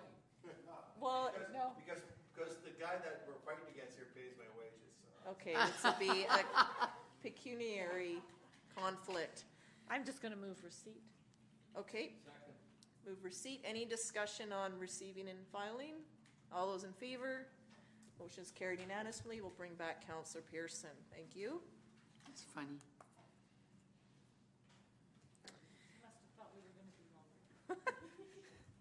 I-1 is the Sauk Region Chamber of Commerce Quarterly Report from April to June 2015. Move receipt, seconded by Councillor Ray. No, Berger. Or by Councillor Berger. You may have received an invite to a forum that the Chamber is hosting, an economic summit coming up The 26th. the 26th. It was on email. Okay, it's on a Saturday. It was emailed to us all. Yeah, they were all in your mailbox, I think. In the mailbox or email? I got email. Paper and Both. email. Yeah. So that's coming up there. So all those in favor of receipt? Opposed, carried unanimously. Next up is I2 correspondence received July 16th from the Minister of Justice. This is regarding the integrated teams and regional delivery of police services within the CRD. I'm just going to remove myself on this one, if you don't mind. You have Just because- conflict due to corrections. In this one, she's my boss. Okay. It's a small world. Our bosses are after us. So back in, I'm going to say it was April, there was a meeting, when you see at the bottom just the various mayors of View Royal, Colwood, Metchosin, Sioux Highlands, Sauk First Nation, and Langford. We had a meeting with the minister down at the legislature just to talk about the integrated police unit that has since been collapsed, and it was mainly with Saanich and Victoria no longer funding it, it sort of fell apart. So there has been a desire with the other communities to have this reestablished, and so the province would like the municipalities to lead it. So where it has sort of been left is for the mayor of Langford to re-establish these dialogues with Victoria and Saanich and to find out more as to, you know, why they're pulling out of it, and then to move forward that way. So this is sort of where it's come back, because there is a desire that with the growth happening here is that we continually see this. Crime doesn't recognize municipal boundaries. It crosses all over the place, and so there is a desire to see this continue on. So this is just here for your info. Is there any questions about it? Move receipt by Councillor Berger, seconded by Councillor Logans. Yes, Councillor Casper. What actually I found more interesting was the second part of the letter, and that dealt with the Integrated Road Safety Unit. And I think we need a little more information around this because it talks about the program being a provincial program, but at the same token, the resources that appear to be utilized are through the RCMP provincial force, the provincial police infrastructure provides the services to the entire province, and then it says including RCMP policed municipalities. Well, it sort of kind of perhaps might put our jurisdiction at a disadvantage because we're part of the RCMP. Now, does that mean to say that the RCMP is the majority contributor to resources, or is it equally shared proportionately amongst all the other municipal police forces? And it's not clear in the letter. Now, I don't want to waste a lot of time on pursuing it, but it's something that we might want to get details from our commanding officer for the Sioux detachment. So hopefully when he does come, we may want to follow up on this. Yeah, that'll be a good question to ask him about that, just for the clarity. Very good. Excellent, thank you. Okay, so motion to receive. All those in favor? Opposed? Carried unanimously. If we could bring Councillor Ray back into the room. The next item is I3, correspondence July 20th from Ms. Ellen Lurs regarding the Sioux River Road multi-use trail. Move receipt. Move receipt by Councillor Pearson. Seconded by Councillor Casper. Any discussion on the item? All those in favor? Opposed? Carried unanimously. I4, correspondence received August the 5th from the UBCM Gas Tax Agreement Community Works Fund payment. Councillor Casper. I just have a question of our staff. So are we including that amount just in one budget year, or are we going to spread it over a period of years? Because I know that we did get a lump or a large sum in previous years, and we spread it over a 3-year period. Through you, Your Worship, this is slightly different than that program. That was the Small Community Fund program, which actually goes into general revenue. This money actually goes into a reserve account. So spreading it over a period of years really wouldn't make any difference. Right. To answer your question, no, we don't spread this out. This goes in the year that it's received because it's revenue in the year that it's received. From a revenue smoothing perspective, it won't make a difference because it doesn't come in as general revenue. So when I say spread, I mean spend. You see, so you spread it over a period of time, over cycles, so that the full amount isn't necessarily spent all in one year. Are we trying to focus in on that? Because for us to count on this revenue as a constant, and I think is this a 10-year agreement? I believe it is. The new agreement is, I believe, yes. Yeah. But again, to answer your question with relation to that, it doesn't come in as general revenue. So we don't use it to offset taxes. This comes in, goes into a reserve account that is then spent on capital items. Right. So it's spent specifically and has to be budgeted specifically. But it does have the net effect of reducing taxes, because if you use this money, then you won't be drawing from the tax well to help pay for a capital project. Right? Yes and no. That's a great answer. It depends. How about that for a lawyer's answer? Hey, you should be a politician. No.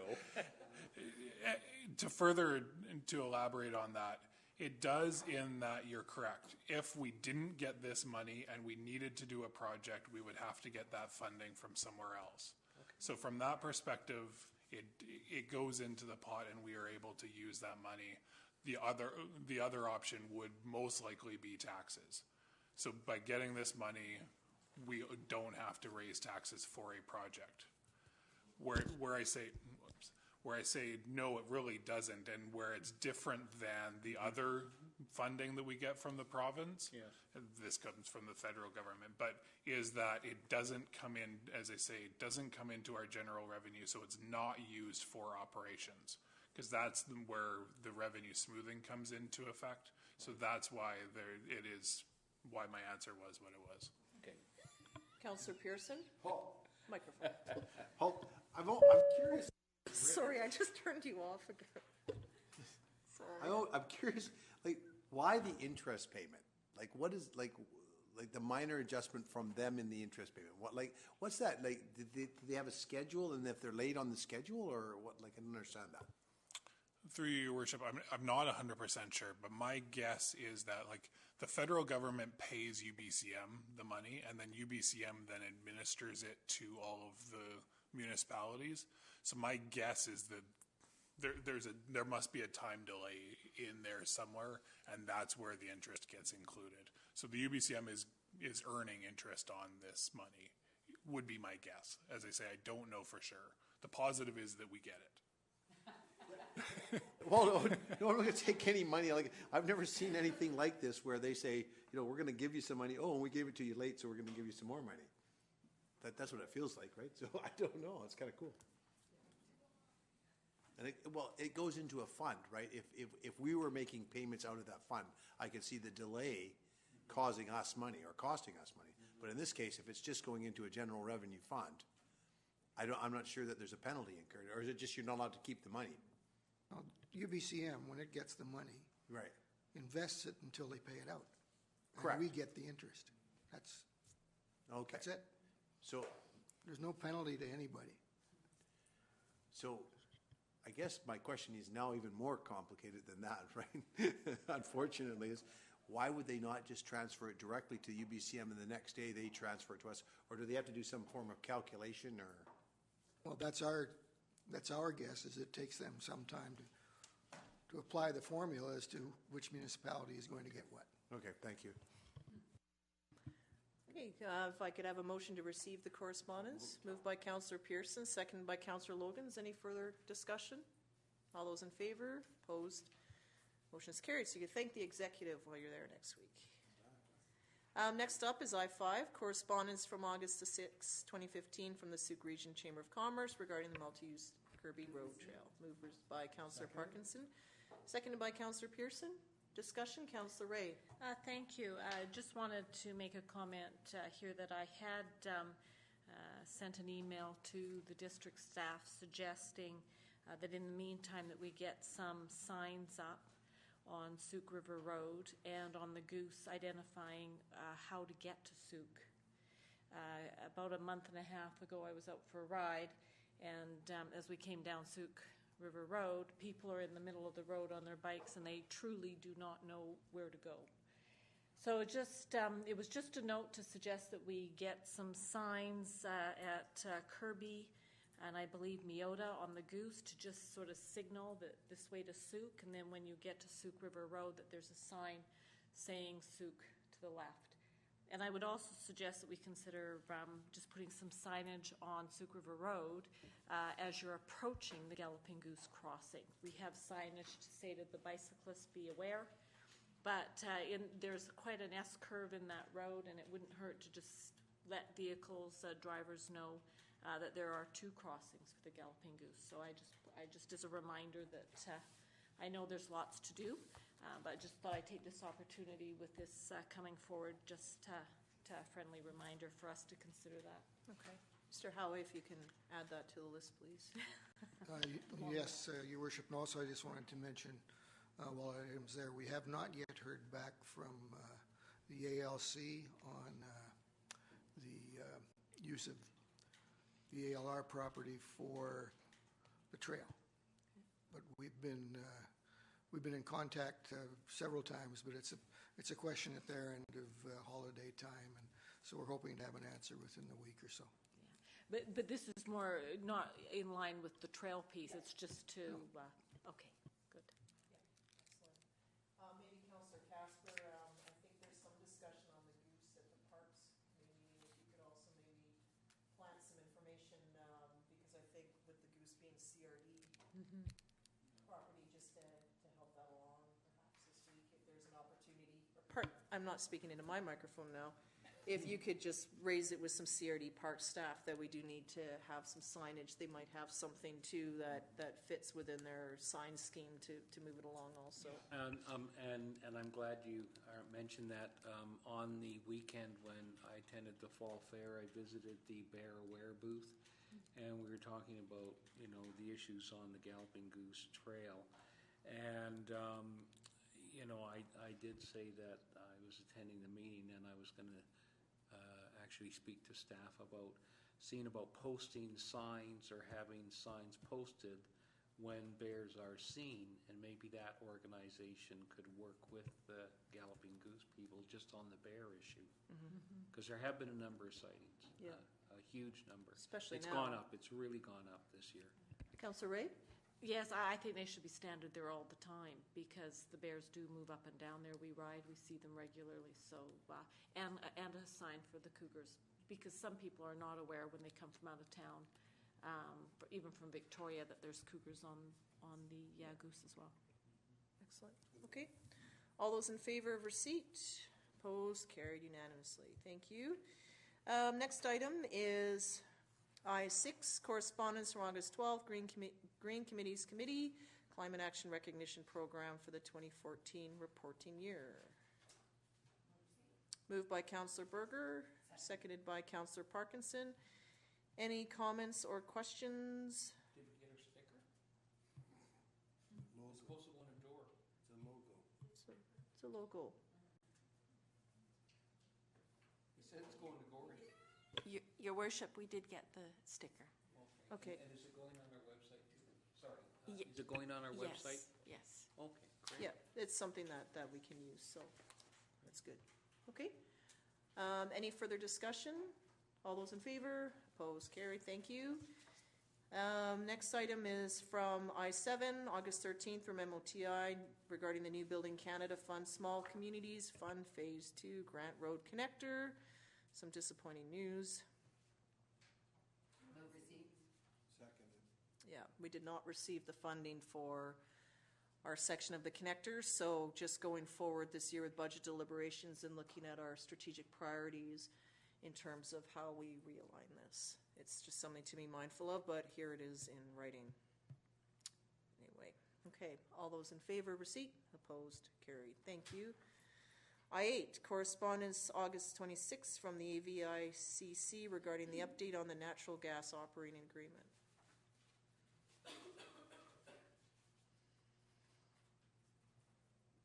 Any?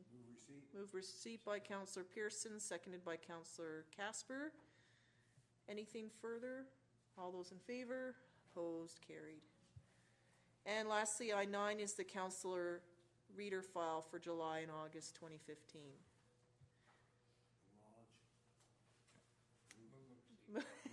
Moved by Councillor Pearson, seconded by Councillor Casper. I'm just curious for council, staff now have been sending these out to you electronically. I'm hoping that's helpful, so that you have that on. And then with PDFs, you can always save different pieces in your iLibrary so that you have them for references. It's just some of these other pieces I select to bring forward. I mean, if there's an ask, you know, like the earlier piece for funding increases, or obviously the one that we didn't get the grant road connector piece, I think it needs to be a bit broader. So there are a lot of pieces, but we haven't had a regular meeting, and it kind of irons out. So just something to be mindful of. So anyway, motion. Okay, so then I'll call the question on that motion to receive. All those in favor? Opposed? And then lastly, I don't believe there's any report of in-camera resolutions, so a motion to adjourn, please. Moved by Councillor Berger, seconded by Councillor Ray. All those in favor? Opposed? Motion's carried. So there's no committee of the whole next week, as we have our councillors off at UBCM. Have an excellent time advocating on our behalf, and I look forward to a full report at the next regular meeting.